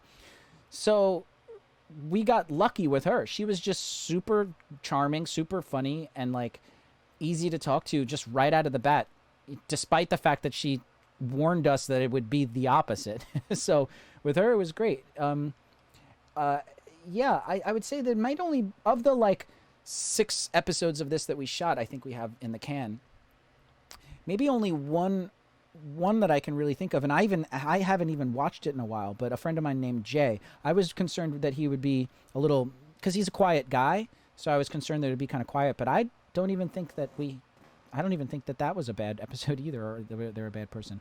So I think rather than like coaching, at least for this situation, rather than like coaching the person, the only coaching that we said was that like it's YouTube, it's a conversation, and people on YouTube appreciate being looked at, in my opinion. So whereas if you're coming to an interview show, normally it would be like the 2 interviewers here, the 1 person here, and it's like back and forth. The camera is like medium shot of me, medium shot of Rita, medium shot of me, medium shot of Rita. And it's just back and forth, and they never break the 4th wall. They never actually look to the lens. I didn't want to do that. I wanted to just have a couch directly to a camera, and I wanted occasionally for me, for her, for Cody to address the camera.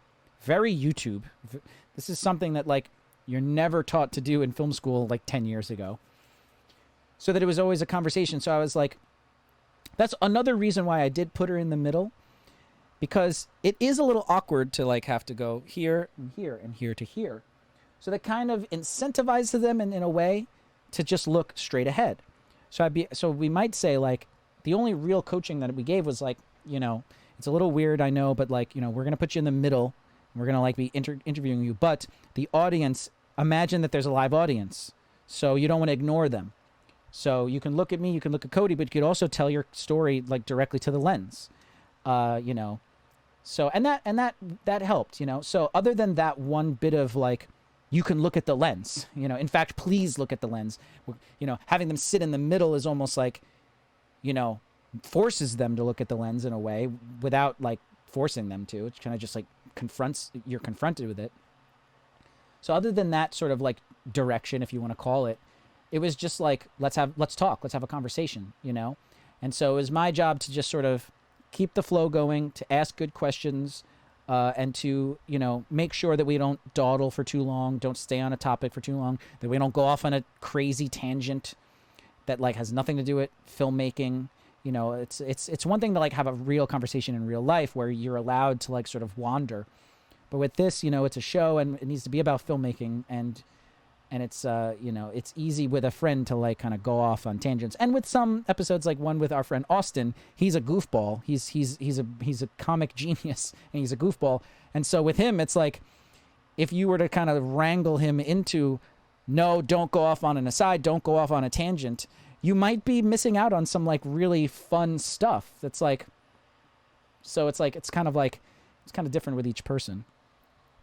I find if the person is really excited about their work, the conversation just happens. Yeah, I think people love talking about their work because, like, Rita probably goes home or when she talks to her family or whoever loved one she might have. No one wants to hear about work, or like she doesn't want to talk. She was just spent probably 12 to 15 hours working. It's like the last thing she wants to do is like talk about work and all this bullshit. But like, especially with me and Cody, like we've been on film sets, and so we can relate to a lot of things. So it's fun to bitch about your job. It's fun to vent about your job. It's fun to tell funny stories about your job. And so, yeah, and she's really good at it. And we've hired her to be an assistant director. So she's really good at what she does. She takes it seriously, and she's good at it. And like that, like you're absolutely right, Lisa. If you find someone who likes to do what they do, then it's easy to get them to talk about it. And we just lucked out with Rita in terms of being like charming. To help it. Yeah. So you're obviously awesome. Oh. You're obviously killing it. Obviously. How did you become so awesome? How did you get your start? What is Rita Warkov's beginnings? My parents were really strict. So that's obviously a cut right to her. Rita Warkov's beginnings. I'm just gonna do this. I might need to change that in a minute. Beginnings. My parents were really. Oh. Whoops. Yeah, I didn't mean to do that.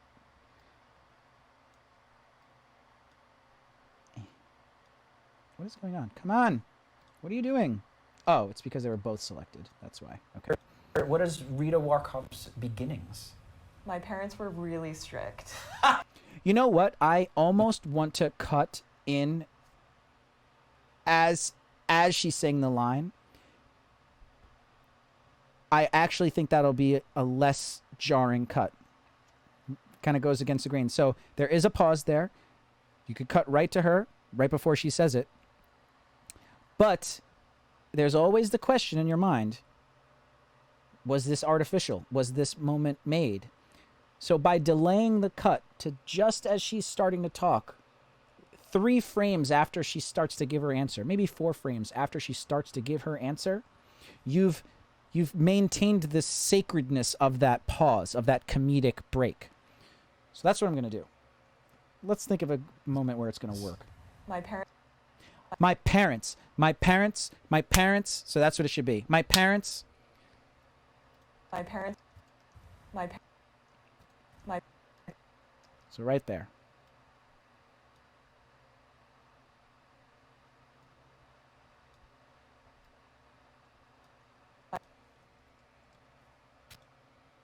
Oh. You're obviously killing it. Obviously. How did you become so awesome? How did you get your start? What is Rita Warkov's beginnings? My parents were really strict. I think that's better. You maintain the pause. My parents are really strict. In fact, I gotta watch it again, but I think that is working. I might want to slide it 1 or 2 frames. What is Rita Warkov's beginnings? My parents were. I still feel like it's not on the parents. My parents were. No, I guess it is. My parents were. Let's 2 frames this way. Beginnings. My parents were really. No, let's try the other way. 2 frames this way. Warkov's beginnings. My parents were really strict. I think that's a little better. Cool. So I like that. I'm not even gonna watch it again. I don't want to like slave over every cut. Although I am, if I was editing this on my own, I'd be going through it a lot quicker because I wouldn't be, narrating my thoughts the whole time. Just so you know. Start. I really like that cut and the reasoning behind it. Thank you. Yes. I felt something kind of an awkward thing when there was the cut during the pause. The timing of that line was good. So I feel like by cutting in just as she's talking, it maintains the sanctity of that pause. Whereas if you cut in the middle of the pause, the cut could be jarring, but also as an editor, and I think people are smarter now. I think more and more people are starting to edit and understanding the lie that you're being fed. And so to really like prove to you that that was a real pause and that had good timing, that works. And it also is better than leaving it on the wide because you want to see her talk. You want to get closer to her. So it's good to get in there. What is Rita Warkov's beginnings? My parents were really strict. And to be honest, that's a good way to be raised. Hey, Nice. That's great. That's a good way to be raised. hey. So, yeah, just as her hands hit her legs, I'd like to come back out. But the problem is there is a cut. Now, just so you know, I went through the whole thing and made first pass and cut out like really big chunks. So there is a cut coming up. So let me just take a look at that. I'm kidding. I'm kidding. Hey. I'm kidding. I'm kidding. I'm not kidding. That's true. But She's so good. that's a good way to be raised. Hey. I'm kidding. I'm kidding. I'm not kidding. That's true. But Okay, let me think about this. that's a good way to be raised. Hey. I'm kidding. I'm kidding. I'm not kidding. That's true. I'm kidding. I'm kidding. I'm not kidding. That's true. I want to see what happens when I cut back to the wide when she slaps her legs. Hey.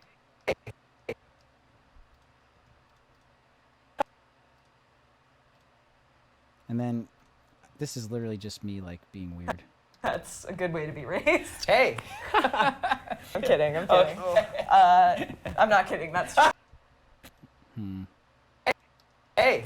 I'm kidding. I'm kidding. I'm not kidding. That's Fuck it. Well, yeah, let's see what happens when we go here. that's a good way to be raised. Hey. I'm kidding. I'm kidding. Actually, you know what? Maybe I don't remember. So I want to see what's actually there. Like I want to see what I cut out. So what I'm doing to see what I cut out is I'm hitting the T button. The T button basically selects everything to the right, everything on every track to the right of where you click. So I know everything from this point forward is like selected. And I hit the A key to be the arrow key. And I'm literally just going to move everything out of the way. Make sure I'm on the arrow key again. I'm going to highlight all of this and roll it out for a bit. And I can even see a duplicate in the timeline here. You can see this and this. So I'm seeing a little bit of an overlap here. So if there is nothing in here that's like too egregious, I might I might just leave in that whatever it is I cut out. To be honest, that's a good way to be raised. Hey. And how does that translate to? I'm kidding. I'm kidding. I'm not kidding. That's true. But Yeah, I'll leave it in. Fuck it. I mean, she's so good. to be honest, that's a good way to be raised. Hey. So now the way I'm going to solve this problem here that there's like duplicate stuff is I'm going to see where we left off here and then work on this until I see that point. So where are we here? I'm kidding. I'm kidding. I'm not kidding. That's true. But Amazing. we're not going to go that deep. Seriously, don't be friends with your kids. They need discipline. That's a good little edit point there. So, yeah, I think that's going to be easy to do, easy to fix. Isn't that right here? Amazing. We're not going to go that deep. Yeah. Deep. Yeah, I'm pretty much there. So I guess the easiest way is, yeah, just do that. B, shift, highlight all that, backspace, delete all that, delete, click here, boom. And then now I just got to watch the camera. Obvious. How did you become? Strict parents will certainly contribute to the development of a solid work ethic. It's true. My parents were probably not as strict as they should have been. Become so awesome? You know, how did you get your start? What is Rita Warkov's beginnings? My parents were really strict. And to be honest, that's a good way to be raised. Hey. And how does that translate to? I'm kidding. I'm kidding. All right. Yeah. I'm not kidding. That's true. For this one, I think I am going to not cut in it. You know, like whereas before I didn't cut in the pause, this time I am going to cut in the pause. a good See what happens. way to be raised. Hey. And how does that translate to? I'm kidding. I'm kidding. I'm not kidding. That's true. But Amazing. It's working. we're not going to go that deep. Seriously, don't be friends with your kids. They need discipline. Okay, so see how she's looking at that camera. So I I need to not be on that camera for the shot before. I'm kidding. I'm not kidding. That's true. But So let's bring this back in. She's great. I wonder what Cody's doing too. Let's see what. I'm too far away. Let's see what Cody's doing. Amazing. we're not going to go that deep.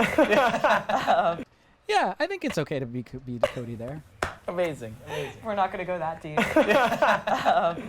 Yeah, I mean it's not the best shot, but it's cool. So now we're back to. Seriously, don't be friends with your kids. Actually, you know what? Maybe I take that back because we can go to the wide, because she's gonna be going to the Steve cam right here. Amazing. We're not going to go that deep. Seriously, don't be friends with your kids. They need discipline. Amazing. I don't It's great. Yeah. even want to know the actual details behind it. My parents are great. First they're strict, then they're friends. Like, I don't know what's going on. Yeah, no, it's don't be friends until your kids have moved out. I see. Then you can be friends. I didn't even know what an ED was when I first. I might cut out that little bit about friends don't be, Amazing. because I think the joke was had, and I think we should get to the next bit. I don't even want to know the actual details behind it. My parents. Let me see. Amazing. I don't even want to know the actual Don't need any of this. details behind it. My parents are great. First they're strict, then they're friends. Like, I don't know what's going on. Yeah, no, it's don't be friends until your kids have moved out. I see. Then you can be friends. Yeah, that whole clip is not necessary. Let's move on. Amazing. I didn't even know what an ED was when I first started working in film. Wouldn't it have been awesome if you had this video to watch? Kids. Yes, I agree. I agree with you. I agree. It's sort of belaboring the point. Yeah, it's kind of like before with Neil's film. It's like we got the point, we got the joke, we had the moment, and it's time to move on. You know, it is a pitfall for newer filmmakers, newer editors to not languish, but sort of, you know, let it. It happens a lot where you don't know when to quit. You don't know when to stop it. And I've been there. I speak from experience. I speak from definite experience. And I also know I still do it. Except this time, when I do it, I know I'm doing it. And I don't care. And I do it anyway. Because there are rules, but you don't always have to follow them. Amazing. I didn't even know what an ED was when I first started working in film. Wouldn't it have been awesome if you had this video to watch? Kids. You don't know how lucky you are. I didn't even know that I wanted to work in film, which is a crazy thing to admit because I'm just thinking about camera angle now. kids. You don't know how lucky you are. I didn't even know. I guess I'll go to my cam. Because once again, I don't want any jump cuts. The only way I'm going to do a jump cut is if it's like absolutely necessary or like it's comedic or something. You are.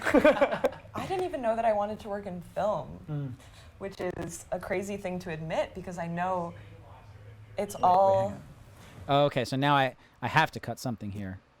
So we may jump back into this topic. So I'm just going to kind of, instead of editing from this point on, I'm going to see when we get back and see if she repeats what she just said. Thing to admit because I know it's all. Yo, shut up out there!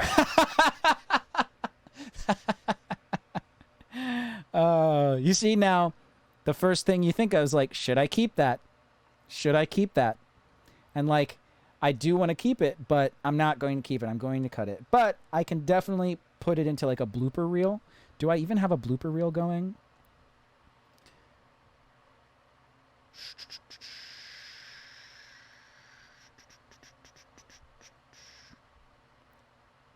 Let me see. I'm trying to think. I guess shoot bloopers and extra footage. Okay, cool. Oh, it's right. It was right here all along. So I'm just going to take that and put it into the bloopers. I didn't even know that I wanted to work in film. Yeah, so let's just take that whole thing. I'm not even going to like really look at it. I'm just going to take it and plop it in here. Boom. And at least I don't feel like it's not like it's gone forever. It's in like a blooper reel now. Which is But I still, knowing I'm going to cut it. Yeah, knowing I'm going to cut it, I got to figure out where we come back in. crazy thing to admit because I know it's all. Yo, shut up out there! I mean, just lower your voices a little bit, please. Thank you. Love you. Okay. Rolling.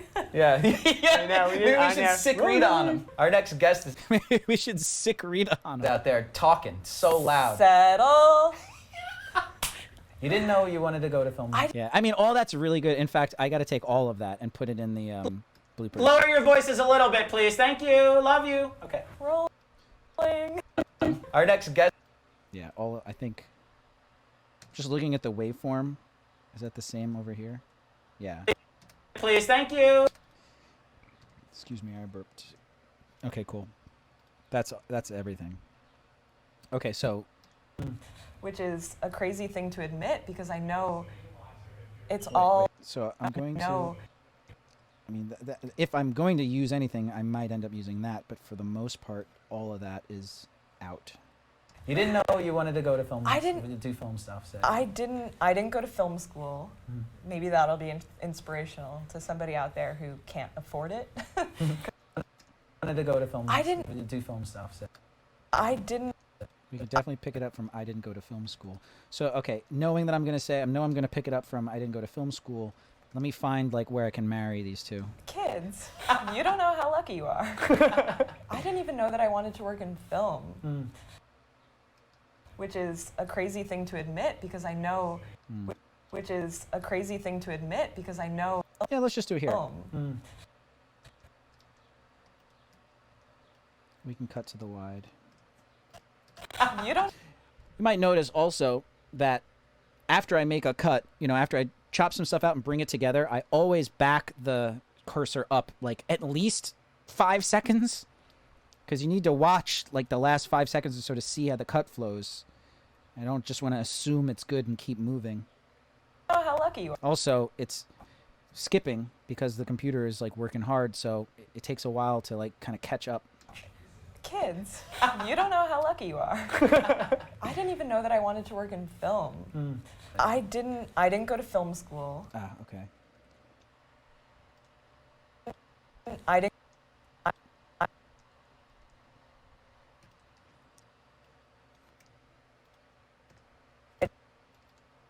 Kids, you don't know how lucky you are. I didn't even know that I wanted to work in film. I didn't go to film school. I'm gonna cut out her little face there. Work in film.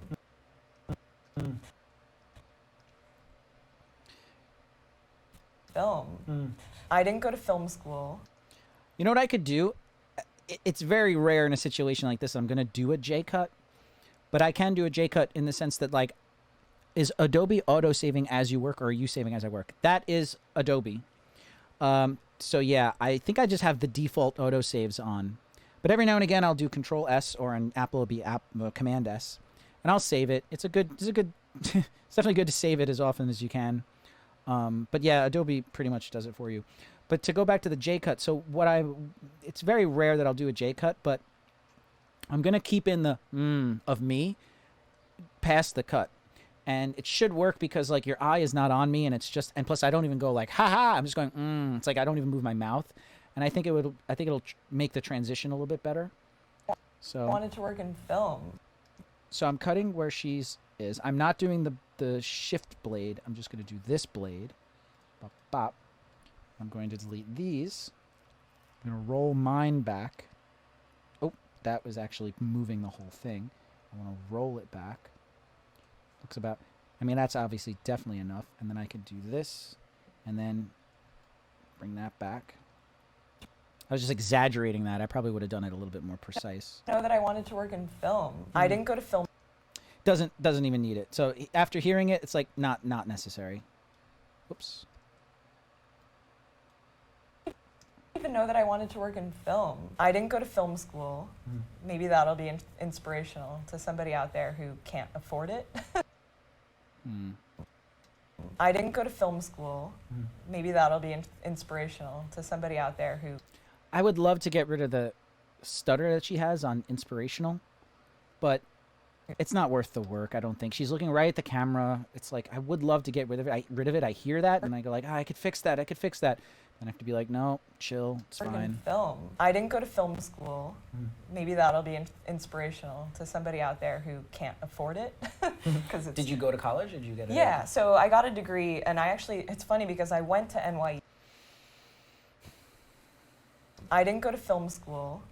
Maybe that'll be inspirational to somebody out there who can't afford it.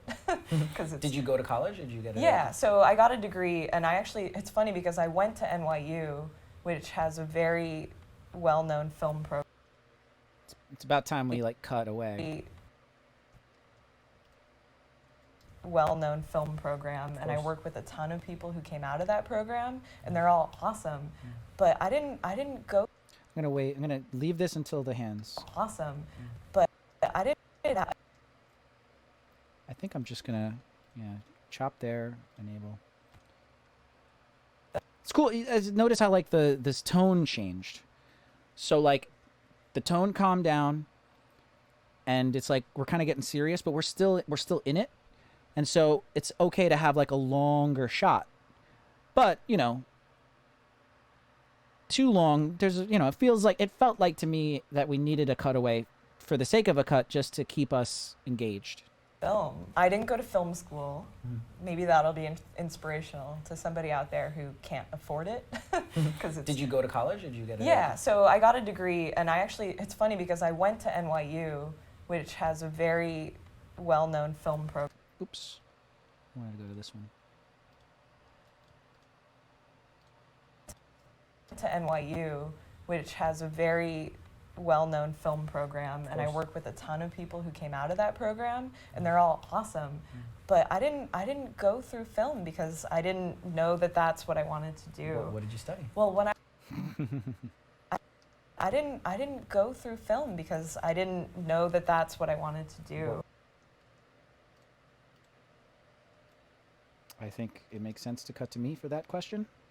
There is a question I asked here, but I liked staying on Rita because she was engaging with the camera. That's what I wanted to do. What did you study? Well, when I was in college, I studied journalism, and I focused on broadcast journalism. I feel like journalism is in the media genre. Yeah, totally, yeah. And so that's what I was focused on, and I did do broadcast. So we learned how to shoot. Cool. We learned how to do basic shooting. Genre? Yeah, totally. Yeah, Cut back to me. totally, yeah. And so that's what I was focused on, and I did do broadcast. So we learned how to shoot. Cool. We learned how to. Right. So I was just in my mind, I'm already imagining the close-up shot.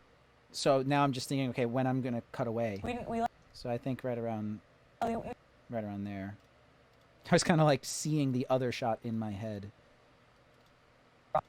Broadcast journalism. I feel like journalism is in the media genre. Yeah, totally, yeah. And so that's what I was focused on, and I did do broadcast. So we learned how to shoot. Cool. We learned how to do basic shooting and editing and work with different programs and trained to write in that world as well.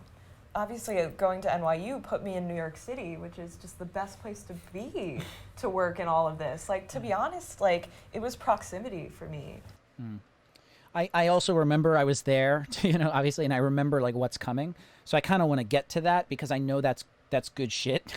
So I'm actually looking to see if I can shorten up a little bit of the media we learned to shoot and stuff. Journalism. I feel like journalism is in the media genre. Yeah, totally, yeah. And so that's what I was focused on, and I did do broadcast. So we learned how to shoot. Cool. We learned how to do basic shooting and editing and work with different programs and trained to write in that world as well. Obviously, going to NYU put me in New York City, which is just the best place to be to work in all of this. Like, to be honest. You know what? I don't know. It's like I wanted to cut some stuff, but like, she learned to shoot, she learned to edit, she learned to write. I mean, I think that's good stuff to know. I feel like journalism is in the media genre. Yeah, totally, yeah. And so that's what I was focused on, and I did do broadcast. So we learned how to shoot. Cool. We learned how to do basic shooting and editing and work with different programs and trained to write in that world as well. And work with different programs and I changed my mind. I'm going to keep that, and I'm going to do that. Trained to write in that world as well. Obviously, There's a little bit of a pause there. I think I can get. world as well. I think I can save that. Oops, come on. And then it's just a little bit of a pause. I mean, how much is that? Oh, crap. No, is that right? Whoops. Obviously, Yeah, I mean, how long is this? I'm just curious. 1, 2, 3, 4, 5, 6, 7, 8, 9, 10, 11. So this is 24 frames, I think, so it's almost half a second. Almost half a second can be a pretty long pause. Lisa, is there a certain number of seconds beyond which you never stay on a particular cut, or is it more of an intuitive process as you go along? Second, your second point. For me, it's an intuitive process. There is no rules for things like that. That's another reason why I will go, make a cut and then like rewind 10 seconds, 5-10 seconds, because you watch it. And then also, this is a really long edit. We're already at minute 20 and it's 40 minutes. It's probably going to be like at least 35, 40 minutes long. So occasionally, if I was making a shorter film, 5 minutes, 10 minutes, I would make a change. And then even if I'm 6 minutes in, like sometimes I'll go back to the beginning, because it's like you want to get a sense of how the whole piece is going. And so when you watch something from the beginning, you're gonna, you could just wait. You could just like put your head down, get to the end. Like you're at minute 6. Let me just keep going, and then get to the end, and then watch it from the beginning. And then you're gonna be like, oh, okay, no, wait, this needs to be longer. And you could like, do it that way. That's more of like a sculptor's way to do it. I like pretty much do more of a bricklaying type of thing. So like, I make the brick and I put it down. It's harder to explain. That's actually not a really good example, but me and my business partner Cody talk about editing styles. There's sculpting and there's bricklaying. For this, it doesn't quite. The analogy kind of breaks down, but basically, like a sculptor. This is also like there are many. It's a spectrum. There's many in betweens, but on one end, there might be a triangle too. It might not be spectrum this way. It might be a three-pointed thing. But for me, a sculptor is like put it all down in the timeline. There's 50 minutes and go through it once. Okay, now it's 40 minutes and go through it again. All right, now it's 30 minutes. Go through it again. Now it's 20 minutes, Or it's like that's sculpting. Or for me, it's like, let me do the first scene or the first sequence. It's like, okay, let me fix the dialogue. You do all the things that like a sculptor might do later, like edit all the little minutia, get the audio perfect, get the thing zoomed in, get this thing done, get it all done so that like that second of footage is like the final film. It's like then you move on to the next brick, and then you move on to the next brick. So you're taking all of the time and you're spending it a lot on a little bit. But then when you get to the end, the film's done.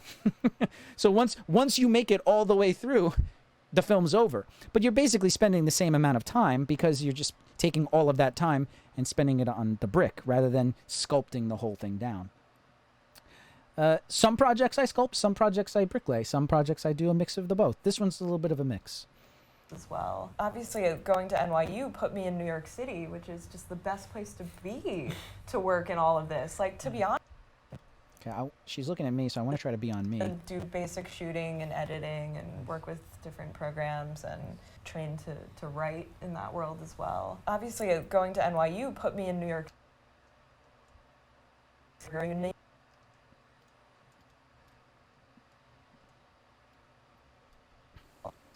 Obviously, going to NYU put me in New York City, which is just the best place to be to work in all of this. Like, to be honest, like, it was proximity for me.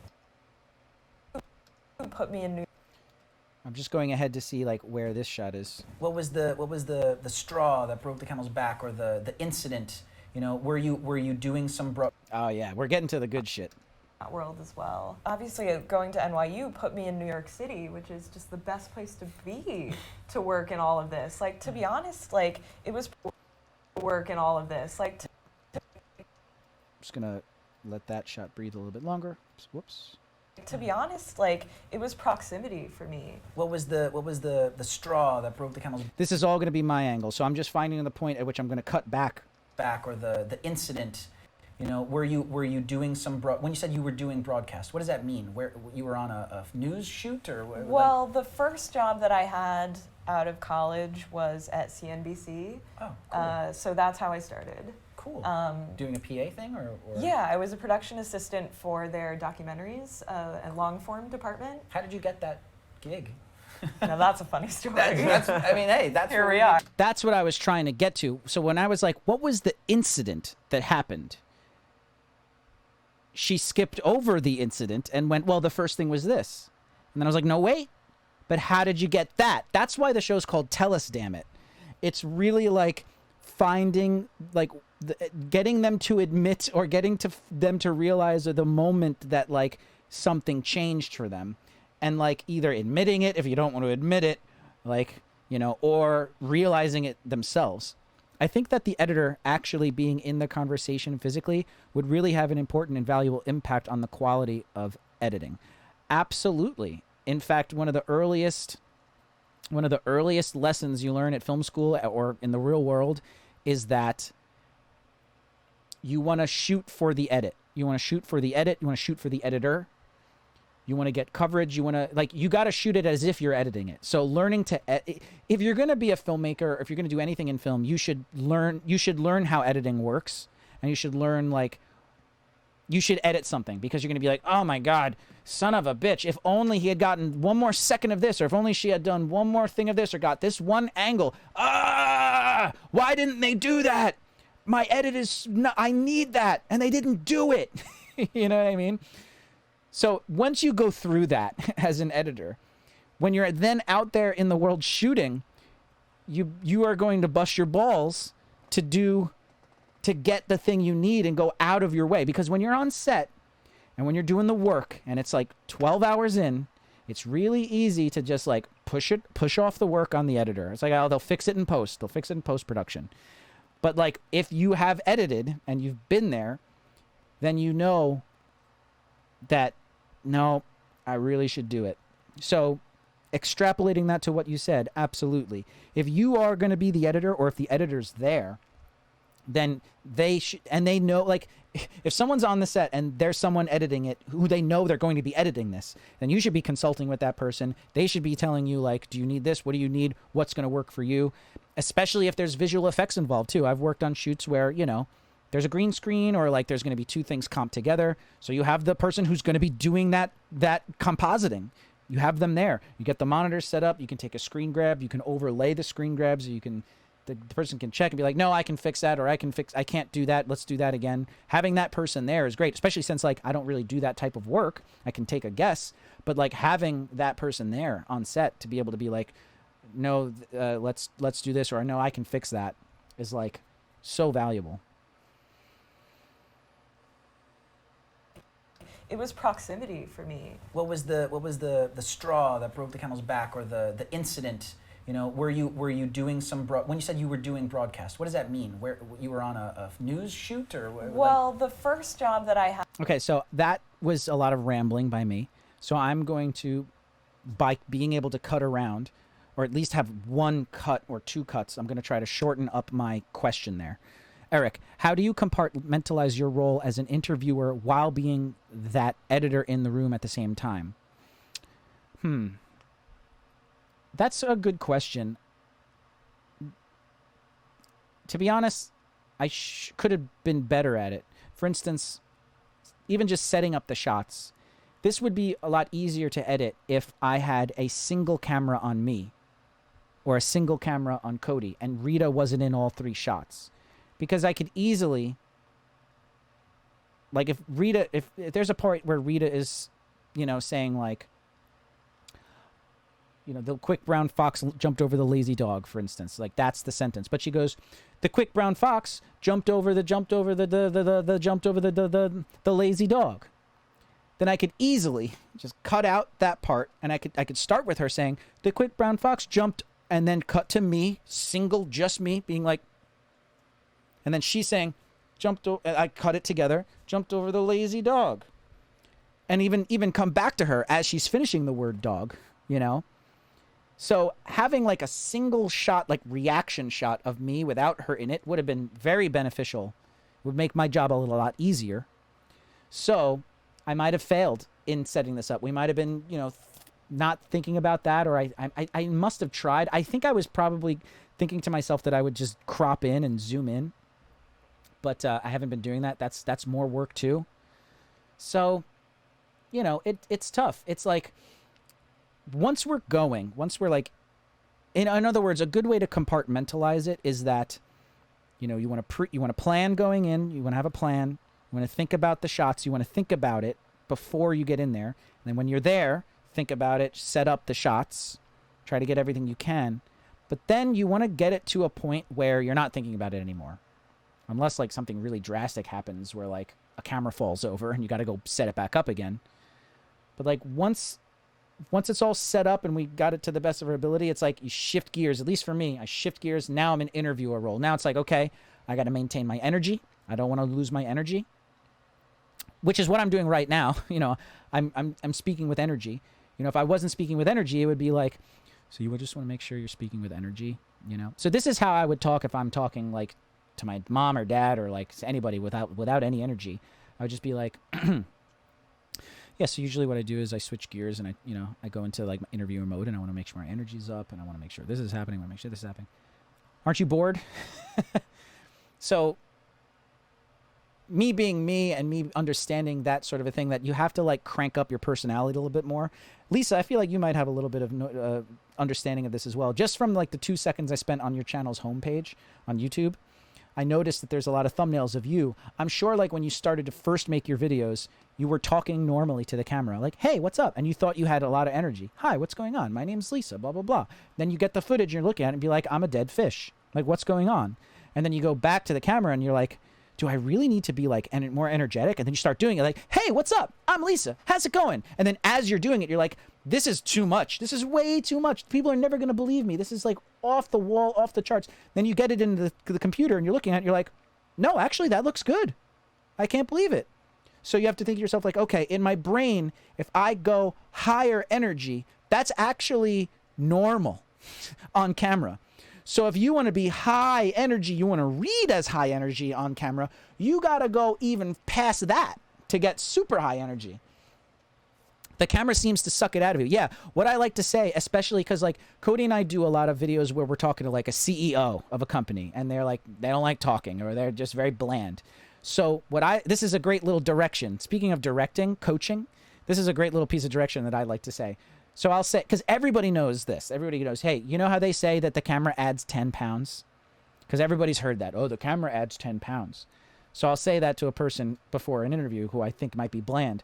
And I say, not an interview, maybe not even an interview, but even just like reading a teleprompter or something. Like, hey, you know how the camera adds 10, they say the camera adds 10 pounds? Yeah. I was like, well, it also subtracts 10% of your personality.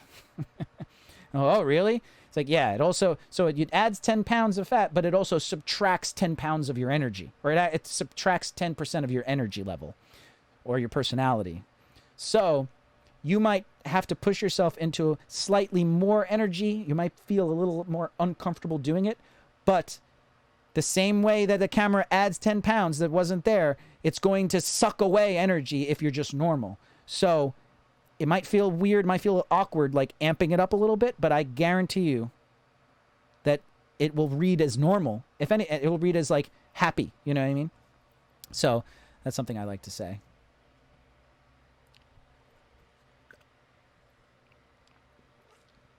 Don't you hate it when that happens, when there's condensation around your glass and you pick it up and the condensation rolls off? That's so annoying.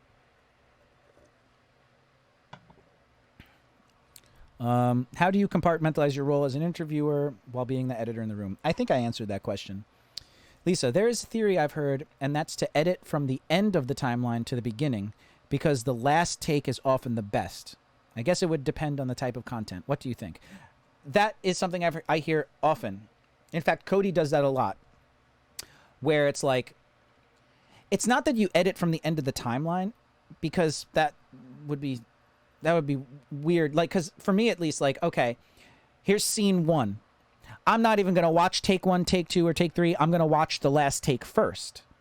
So that's what people do. So I go, here's the first scene. Here's 4 takes. I'm just going to watch take 4. Now, it depends. You know, were you there? Were you there on set? If you were there on set and you remember take 4 was really good, then yeah, go for it. If you know pretty much, then that's fine. And I can understand if you're like in rush mode. If it's like, I need to get this video out. We don't have a lot of time. We're in a deadline. Then it's like and if it's like, okay, I was there. Take 4 was really good. I have it marked down like take 4 was good. I'm only gonna watch take 4. Watching take 4. It's good. It's perfect. You know what? Maybe it could be better. Maybe I could go into the other takes and try to like really bricklay this and really make it a nice brick. But like this is good. It needs to get going out. Go out and let's get it done. If you're going for like highest quality, if you have unlimited time, then I think you should watch every take because I like seeing how the takes got different.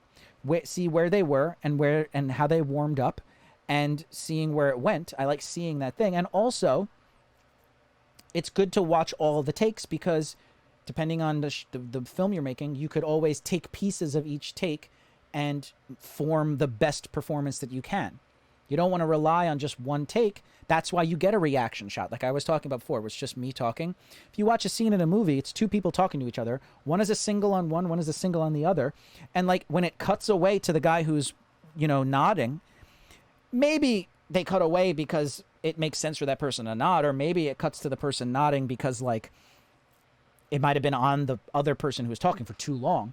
But 9 times out of 10, they cut away to the reaction shot because they're now switching to another take of that performer, a better take where they started to cry. But the first part of this take was the first part of like take 1 was great, but then it tapered off. But then the second part of take 3 was better. So now they got to take this part of, here's the whole scene. I want to take this part of scene take 1, take this part of scene of take 3 and stick it together. And you hide that cut by cutting to the other actor nodding, the reaction shot.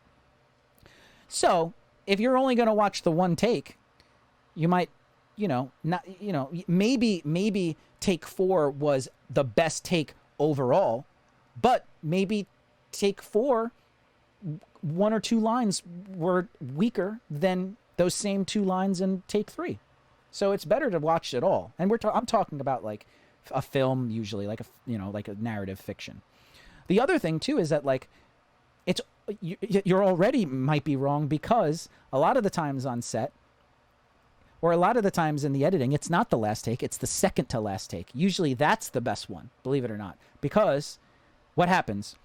You do a first take, okay, warming up. Second take, a little bit better. Third take, awesome. That is the best take ever. You nailed it. It's perfect. Let's do one more for safety. If you could do it exactly like that, that's fine.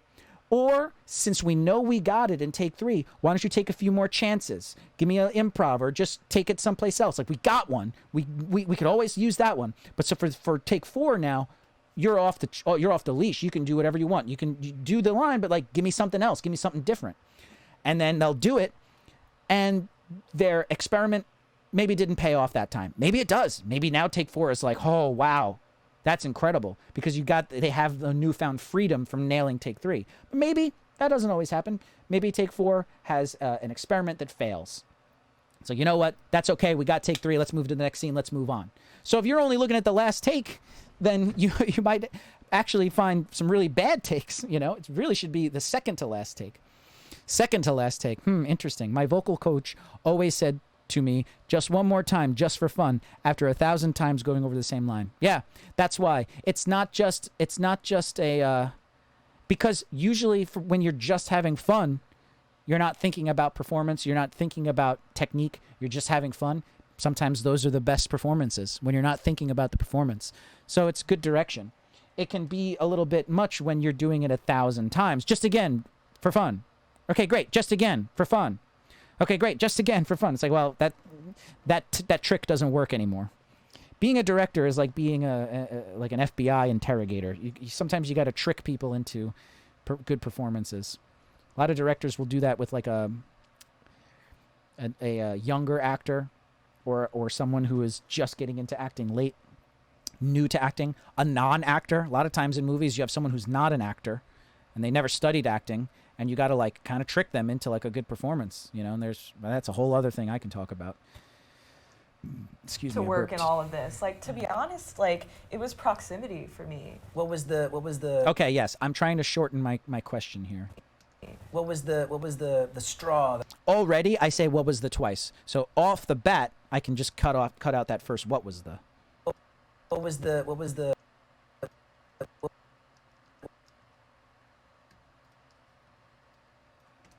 was the straw that broke the camel's back, or the incident, you know, were you doing some when you said you were doing, what was the straw that broke the camel's back, or the incident, you know, were you doing some when you said you were doing broadcast, what is Okay, so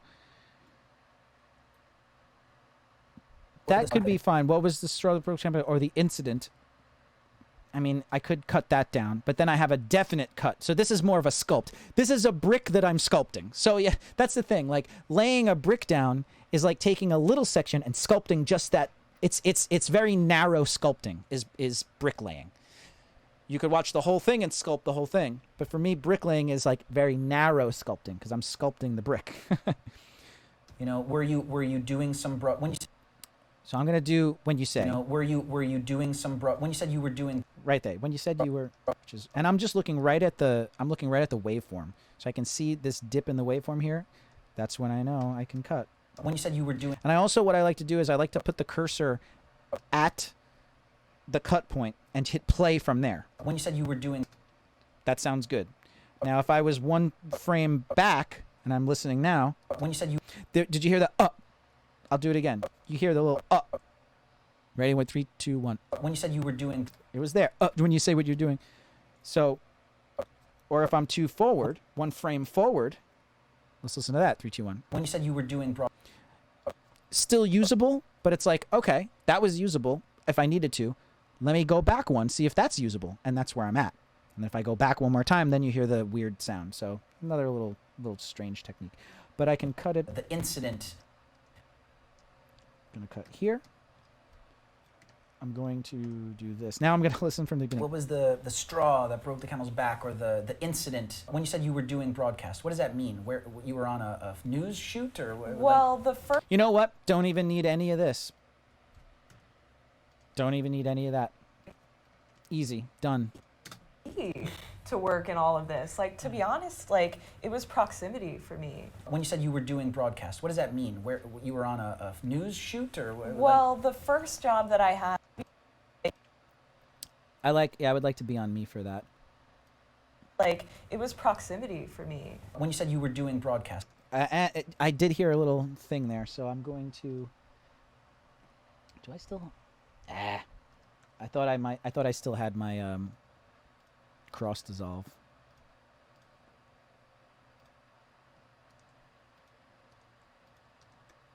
To be honest, like, it was proximity for me. when you said you were doing broadcast, what does that mean? Where you were on a news shoot, or Well, the first job that I had out of college was at CNBC. oh, cool. The first job that I had out of college was at CNBC. Oh, So that's how I started. cool. Um, Doing a PA thing, or Yeah, I was a production assistant All right, I'm gonna edit this up too. out of college was at CNBC. oh, cool. So that's how I started. Okay, so yeah, how'd you get that gig? Cool. Um, Doing a PA thing, or Yeah, I was a production assistant for their documentary. Let's just do. I was a production assistant.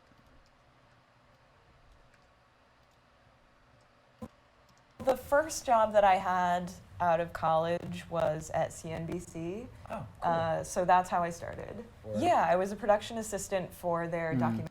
Hmm. Yeah, The yeah and the I too close I was a together. production assistant for their documentaries and long form department. How did you get? All right, so let me undo. That's gonna be tougher. In fact, since there is no cut there, I want to get rid of those And- blades. Out of college was at CNBC. Oh, cool. So that's how I started. Cool. Um, Doing a PA thing, or Yeah, I was a production assistant for their documentaries and long form department. How did you get that gig? Now that's a funny story. I mean, hey, that's Here what we are. Yeah.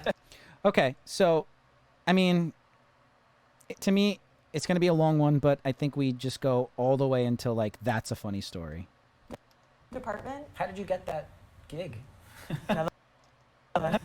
Right there. I think it's long. I would like to cut it up, but whatever. Like, it was proximity for me. When you said you were doing broadcast, what does that mean? Where you were on a news shoot or what? Well, the first job that I had out of college was at CNBC. Oh, cool. So that's how I started. Cool. Doing a PA thing or? Yeah, I was a production assistant for their documentaries and long form department. How did you get that gig? Now that's a funny story. That's I mean, hey, that's Here what we are. Yeah. So bringing it back to being in New York City. This is the good part. To me, this is the best part of the interview. This is like the whole reason why we made Tell Us Damn It, is like this part right here. Lisa, did you have your questions scripted or pre-planned? This seems like it has a very comfortable, natural flow. Thank you. No. Definitely did not have anything planned. Kind of just did what I felt made sense. You know, the interview starts off saying, you know, the premise of the show is that we get different people from different roles.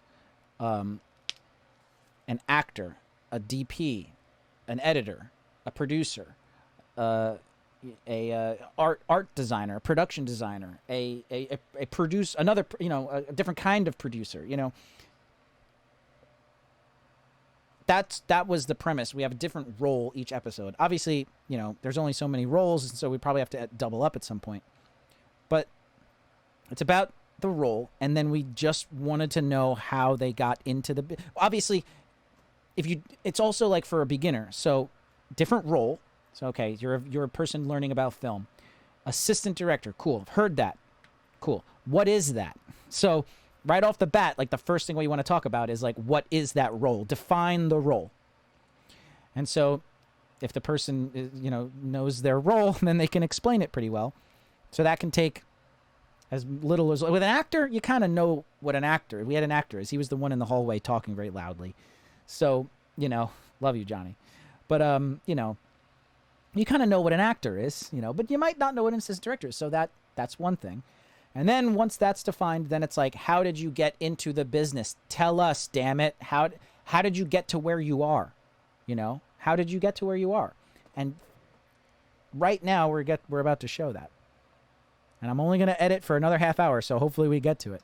Bringing it back to being in New York All right, so let me see what I can do here. department. How did you get that gig? Now that's a funny story. That's I mean, hey, that's Here what we are. Yeah. So bringing it back to being in New York City. Here we are. Yeah. So Just want to cut out that little pause.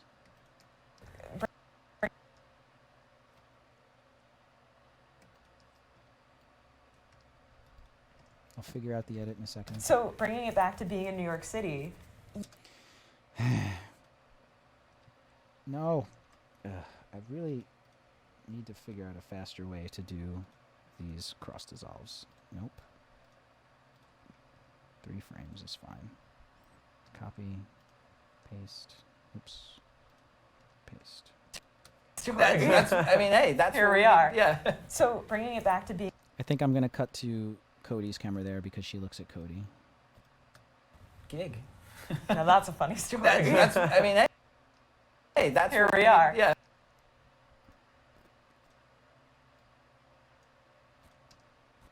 now that's a funny Gig. I screwed that up. I wanted to go to the wide here and then to Cody's camera there. now that's a funny story. That's I mean, hey, that's Here what we are. Another thing about editing too, if anyone's still watching, is that,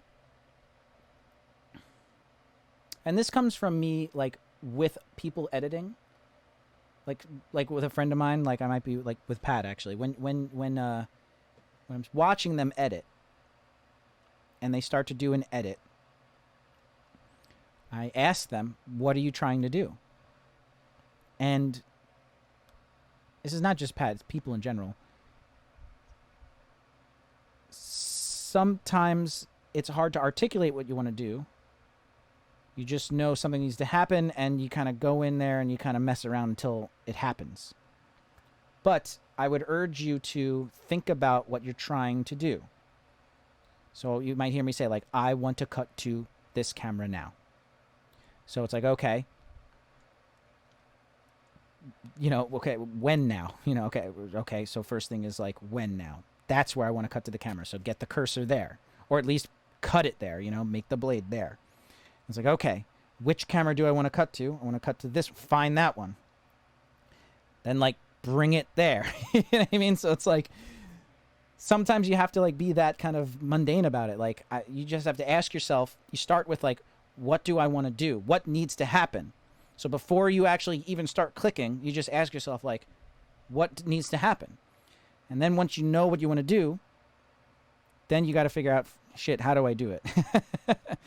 And that can be the tough part. Now that's a funny story. I mean, hey, that's funny story. I mean, I think I want to also I cut to Cody's camera too soon. So I don't know exactly when, but I'm just going to let it breathe a little bit more. Now that's a funny story. I mean, hey, that's Here we are. Yeah. So There we go. bringing it back to being in New York. Yeah, and now that edit works better. Now that's a funny story. I mean, hey, that's Here we are. Yeah. So bringing it back to being in New York City, I mean, it's not the smoothest cut, but like it got rid of that little pause. you can't make. Here we are. Yeah. So bringing it back to being in New York City, you can't make this shit up. Like, I was an NYU student, and this shit up. Like, I don't know why, but I just have to cut to me there. up.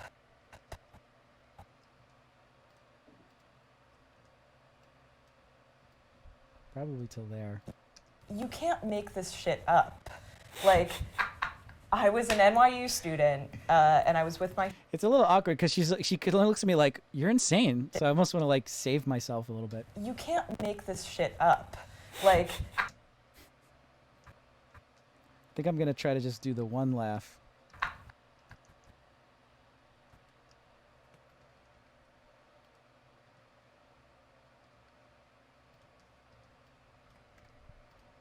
Let's see if this works. New York City, you can't make this shit up. Like, I was an NYU student, and I was with I don't know. shit up. Like, I was an NYU. Like, Let's cut out that one as well. make this shit up. Like, I was an NYU. Cross this off. What? When did I ever copy something? I don't remember ever doing another copy. Copy. Paste. Paste. Make this shit up. Like, I was an NYU student, Better. and I was with my friend. We were nearby campus, and we went to. And I That needs to be I fixed. was with my friend. We were nearby campus, and we went to, you know, the legendary Murray's Bagels on 6th Avenue because we were fucking hungry, and Murray's is the shit. Okay, cool. I was an NYU student, and I was with my friend. We were nearby campus, and we went to, you know, the legendary Murray's Bagels on 6th Avenue. I can shorten this. NYU student, and I was with my friend. With my friend. Doesn't matter, like, what campus you were at. We were nearby campus, and we went to, you know, the legendary Murray's Bagels on 6th Avenue. And I was with my friend. See, it'd be great to have a reaction shot because then I could cut to the reaction shot of me being and I could just put, and we went to cut out the legendary bagel shop. So I would love to cut out the I was an NYU student, and I was with my friend, and we went to, you know, the legendary Murray's Bagels on 6th Avenue. Okay. You can't make this shit up. Like, I was an NYU student, and I was with my friend, and we went to, you know, the legend. Like, I was an NYU student, and I was with my friend. I have to cut back to me, really. And we went to, you know, the legendary Murray's Bagels on 6th Avenue because we were fucking hungry, and Murray's is the shit. New York bagel, come on. Oh my God. Do you hear they toast now? This was back when Murray's didn't toast bagels. Okay, this is an aside. I might have to cut this this tangent. And the line was kind of crazy, and there were no tables available. And Yeah, I'm gonna cut that. Your bagel, come on. oh my God, do you hear they toast now? This was back when Murray's didn't toast bagels. And the Yeah, I mean, definitely some New York cred. Actually, you know what? I'm going to put that in the bloopers too. Although it's not in context, so I'm going to take the clip before it as well. Copy over here, paste that. Okay, we should watch all the bloopers before I end the stream. and Murray's is the shit. New York bagel, come on. Oh my God. And the line was kind of crazy, and there were no tables available. And I wasn't even. Yeah, whatever, it's fine. And the line was kind of crazy, and there were no tables available. And I wasn't even getting food, so my friend was in line for food, and I was like, well, I'm just gonna scope it out and grab a table. And this woman, I guess, saw me loitering, and I still, to this day, I don't know why she struck up a conversation with me. All right. Oh my God. And the line was kind of crazy, and there were no tables available. And I wasn't even getting food, so my friend was in line for food, and I was like, well, I'm just gonna scope it out and grab a table. And this woman, I guess, saw me loitering, and scope it out and grab a table. So I'm feeling it's a little long. I want to make a cut. And this woman, I guess, saw me loitering, and I still, to this day, I don't know why she struck up a conversation with me. I assume it was because this woman, I guess, saw me loitering. Yeah, I guess I'll just cut to the laugh again, even though I just laughed, but whatever. A woman. I'm just dragging it out, just a long distance. I'll probably either put it back or have to keep cutting it. But I was just getting it out of the way. Saw me loitering, and I still, to this day, I don't know why she struck up a conversation with me. I assume it was because she thought I was a student, because I looked like a student. I had a backpack. We were near. All right, let's cut to Cody's angle because we never get to see Cody. Because I looked like a student.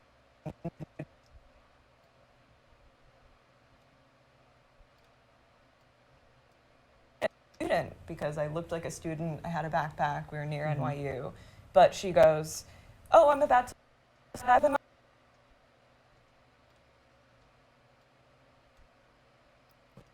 But she goes, oh, I'm about to leave. Do you want to take the table? And I'm like, yeah. And so I sat down. I can't stand this place. They don't toast. Oh, callback.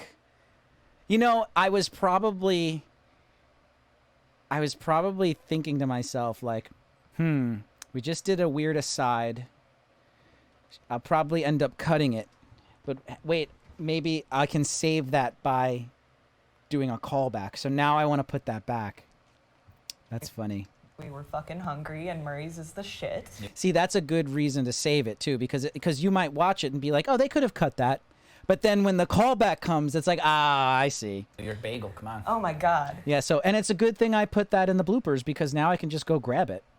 You know, otherwise I would have had to like bring it out and whatever. So I'm just going to copy it, come over here. I'm going to do the T, select it all, move it out of the way. I'm going to paste and then bop. Legendary Murray's Bagels on 6th Avenue. Now I got to figure out what camera to do We though. were fucking hungry, and Murray's is the shit. New York bagel, come on. Oh my God. Do you hear they toast now? This was back when Murray's didn't toast bagels. And the line was kind of crazy, and there were no tables available. And I wasn't even getting. Okay, so I think the easiest thing is to just to take the front of this clip and just do that. Which is good because this was also a little long for me, so that's cool. All right, we're gonna back up to hear that and then go into the callback. I was an NYU student, and I was with my friend, and we went to, you know, the legendary Murray's Bagels on 6th Avenue because we were fucking hungry, and Murray's is the shit. New York bagel, come on. Oh my God. Do you hear they toast now? This was back when Murray's didn't toast bagels. and the line was kind of crazy and there were no tables available. And I wasn't even getting food, so my friend was in line for food and I was like, well, I'm just gonna scope it out and grab a table. And this woman, I guess, saw me loitering. And I still, to this day, I don't know why she struck up a conversation with me. I assume it was because she thought I was a student because I looked like a student. I had a backpack. We were near NYU. But she goes, oh, I'm about to leave. Do you want to take the table? And I'm like, yeah. And so I sat down. I can't stand this place. They don't toast.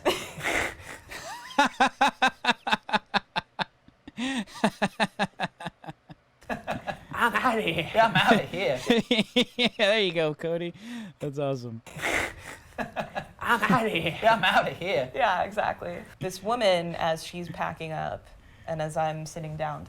Yeah, that's great. See, yeah, it's worth it. It's worth it now to have that little aside because of that callback. Thanks, Steve. Thanks, Steve. I'm glad you're thinking. Exactly. This woman, as she's packing up and as I'm sitting down. Yes, I didn't want to cut to Cody's angle, but I don't see him often, and it's working for me, so I'll just keep it. Yeah. So it's a little happy accident, a little Bob Ross moment, right? Little Bob Ross moment right there. Exactly. This woman, as she's packing up and as I'm sitting down to claim this table for my friend and I, she just starts talking to me. Amazing. In this way to where I assumed that she was nuts. I thought she was a crazy person, you know. All right, hang on. I'm lost in the conversation. I'm not even editing it. I'm just watching it now. It's talking to me.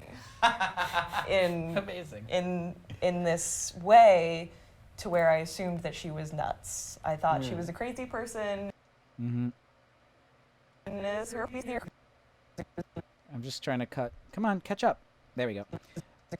Right there. I want to cut on her head turn.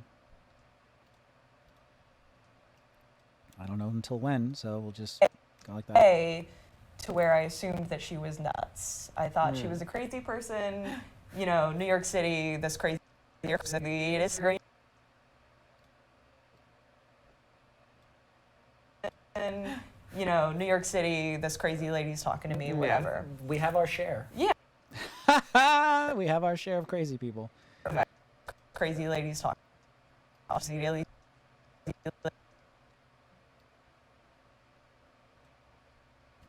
You know, New York City, this crazy lady's talking to me, whatever. We have our share.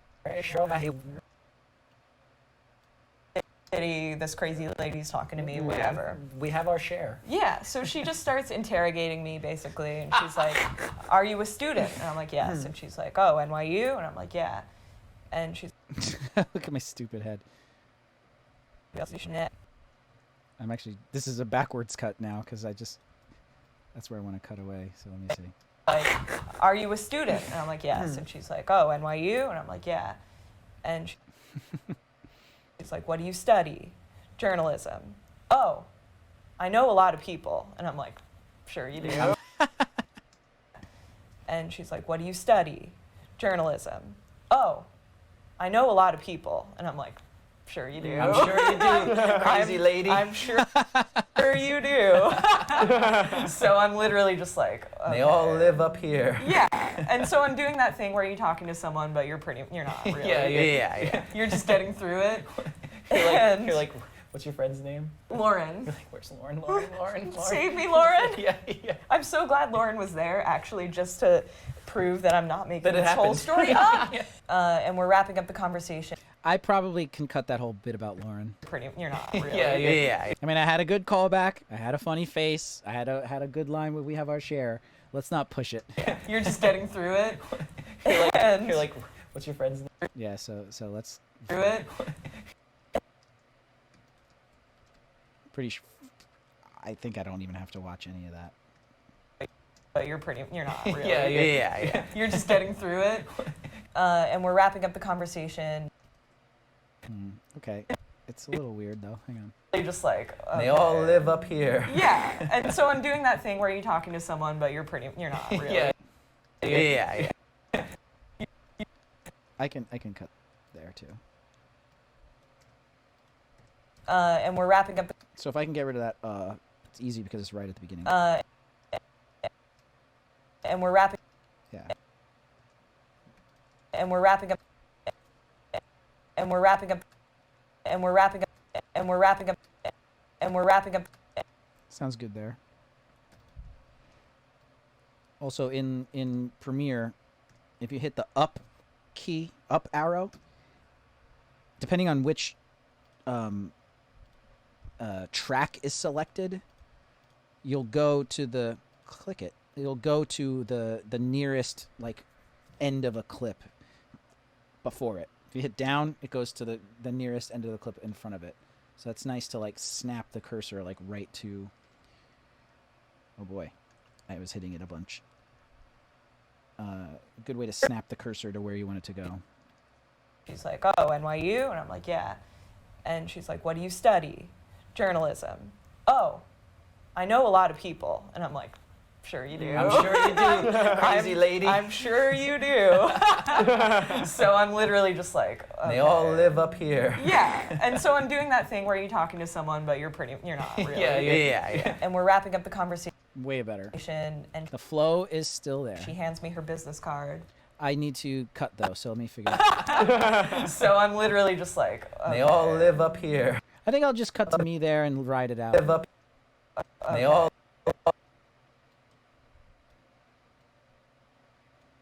I'm literally just like, okay. They all live up here. Yeah. And so I'm doing that thing where you're talking to someone, but you're not really. Yeah. And we're wrapping up the conversation, and she hands me her business card, and she's like, well, just, oh, and she goes, are you looking for internship? She hands me her business card, and she's like, well, just, oh, and she goes, are you looking for internships? And I'm like, yeah. I think I can get rid of that. Oh, Business card. And she's like, well, just. Might not work because she's like, oh, she's like remembering something. So I don't know if it'll work, but let me try.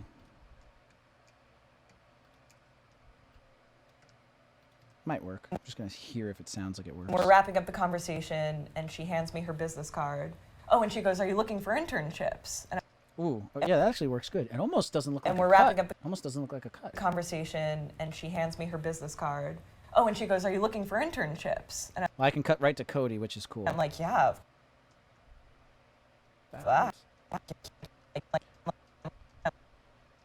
So far as I know, Lisa, a callback is just like a comedic term. It's a term about comedy, really. So like if you're watching a stand-up comedian and the comedian like kind of goes off on a bit about like jelly beans or something, right? So he has like, what about jelly beans? I really hate jelly beans. Jelly beans. And there's like jokes and stuff, blah, blah, blah. And then like he changes the subject and like, he starts to talk about other things for a while, blah, blah, blah, blah, blah. And like kind of building up a big thing. And then it gets to a point where it's like, and then what happened? That's when I saw a jelly bean. And it's like, oh, it's like just when you forgot about it. Like they do a callback. They bring it back. So, that's what I define as a callback. I mean, if you ask a comedian or, anyone else in like who studies the English language or whatever, they may have a different definition, but that's what I call it. Super smooth cut. Thank you. We're wrapping up the conversation, and she hands me her business card. Oh, and she goes, are you looking for internship? Oh, I cut to the wrong angle. It's supposed to be Cody. Whoops. And she hands me her business card. Oh, and she goes, are you looking for internships? Yeah, you'd never know there was a, and she's like, oh, and she, there, you'd never know. And she hands me her business card. Oh, and she goes, are you looking for internships? And I'm like, yeah, of course. Like, that's what I need. I'm a student. Like, yes. How did you know? So she hands me her card, and she... I think I can get rid of a little bit of that. There's a rare moment where Rita didn't need to say that. I'm a student. Like, yes. Yeah, let's just cut after yes. How did you know?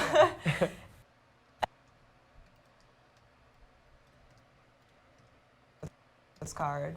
Oh, and she goes, are you looking for internships? And I'm like, yeah, of course. Like, that's what I need. I'm a student. Like, yes. So she hands me her card. I'll try to get rid of that as well. So Whenever someone goes, so, that's actually good because, like, to go from to so, you have to, like, close your mouth and go, s. So there's always, like, a little bit of a silence before the s. It's like, it's going to come down to the s, which is probably right there.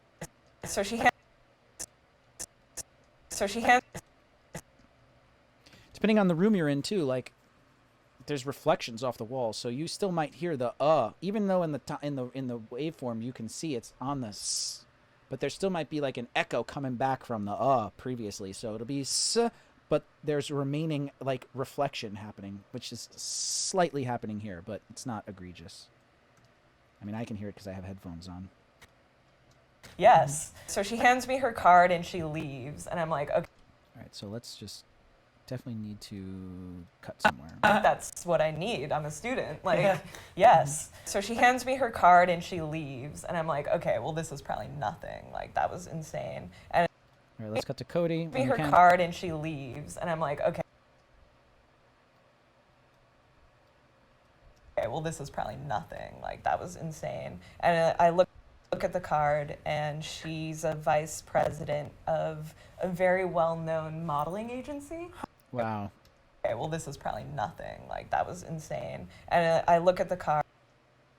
There's a little stutter. I wonder if I could fix that. Probably nothing. Like, that was insane. And I look at the insane. Yeah, I'm going to do it.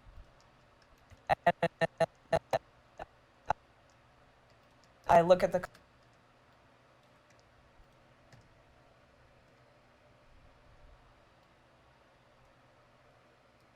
like, yes. So she hands me her card and she leaves, and I'm like, okay, well, this is probably nothing. Like, that was insane. I look at the card, and she's a vice president of a very well-known modeling agency. Huh. And I'll cut to me there. of a very well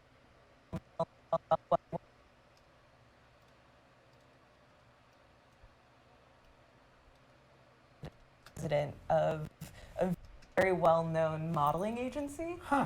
And I was like, okay, well, that's more legit than nothing. It's So- insane that a crazy person is the vice president of it. No, I'm just kidding. No, she's probably business. And I'm not saying her name because I respect the shit out of her. Of course. But she is a crazy person. She just started talking to someone she didn't know. Like, Well, okay. She saw talent, maybe. I don't know. She didn't see shit. I was just standing there. And That's basically the story. And I'm going to call it there. So in the last couple of minutes, I'm just going to say goodbye. 4 people watching on Twitch. That's cool. I mean, come into the chat, you guys. Say hello. How many people in YouTube? 4. 4 and 4. 8 people total. Not bad. Not bad. I was expecting to just see 1. Lisa. So, all good. Oh, Urka. Sorry, I didn't see you in the Twitch chat. Hey, Steve, thanks for streaming. Thanks, Urka. Thanks for being here. Gosh, you NYC people sure are snobby. JK. I know. So anyway, yep, so there it is. First week of streaming done. So once again, if you want to see the full replay of the stream, go to Rethink Films YouTube page. You could also watch it on the Twitch too. I got to make sure that they don't disappear. Yeah, and stick around for, I don't know what the nugget's going to be. What should the nugget be? I kind of want the nugget to be when, like, I realized that no one told me that the stupid film wasn't on the screen. Andy Hayes, you're coming in at the last minute. I'm about to leave. Andy Hayes. I've never seen a 3-camera edit cut this way. I've always synced the cameras and cut them using the numpad keys.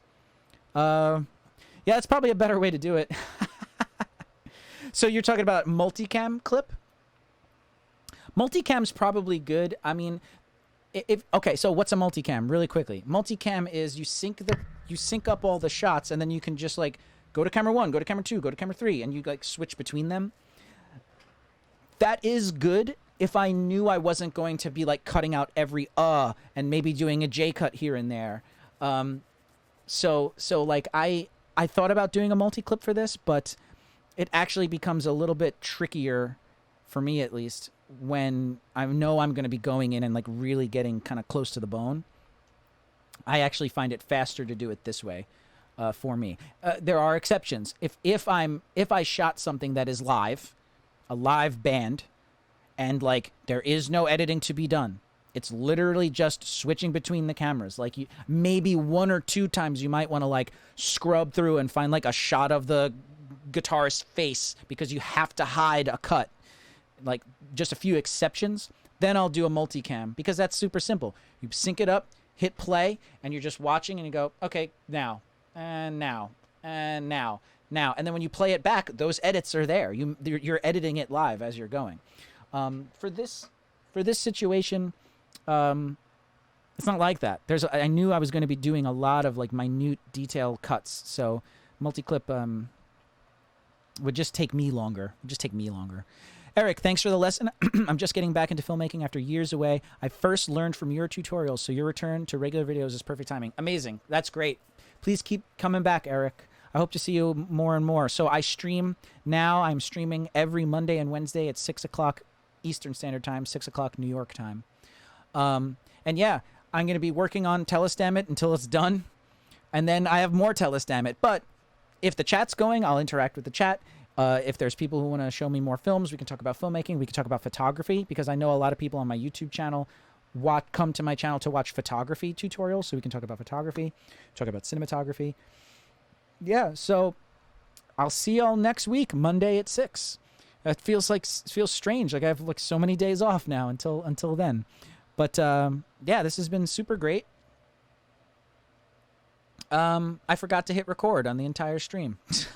So I don't have the recording. I'm going to have to download the video from YouTube. Oh, well, it is what it is. But anyway, so thank you all so much for being here. Lisa, it's great to see you again. Eric, thanks for chatting. Urka Jerk. Who else? Andy Hayes, thanks for coming in and chatting. I'm trying to think of any other... Neil. Yeah, I want to give a big shout out to Neil. We watched his film earlier and critiqued it. I hope he doesn't hate me from all the critiques. And yeah, so it's 9 o'clock on the dot now. 3-hour stream. So I don't know if I'm going to be doing 3 hours every time. Depending on like my situation, depending on how tired I am, I might do 2 hours minimum, 3 hours maximum, 2 to 3 hours. So in a week, that's 4 to 6 hours max. Great stream. The nugget should be you bugging. Me bugging about when that should happen. See, the problem with that is like there's no valuable knowledge in there. I would love the nuggets to always have like a little nugget of knowledge, not just like an entertaining, stupid thing that happens, especially since it's the second nugget of all time. But anyway, until then, everybody, I'll see you next week. Please follow, like, subscribe, all that stuff. Think about, becoming a member if you can. There's like if you want to be a member, you click the little join button next to the subscribe button, and there are perks and different things you can check out. That'll be really cool. You get more access to me. But otherwise, just keep coming, keep hanging out, spread the word. Growing the channel is really the biggest concern of mine. I want to make it, I want to make it as popular as I can. See you later, Pat. See you later, Lisa, Andy, Eric, everybody. Talk to you on Monday. See you then.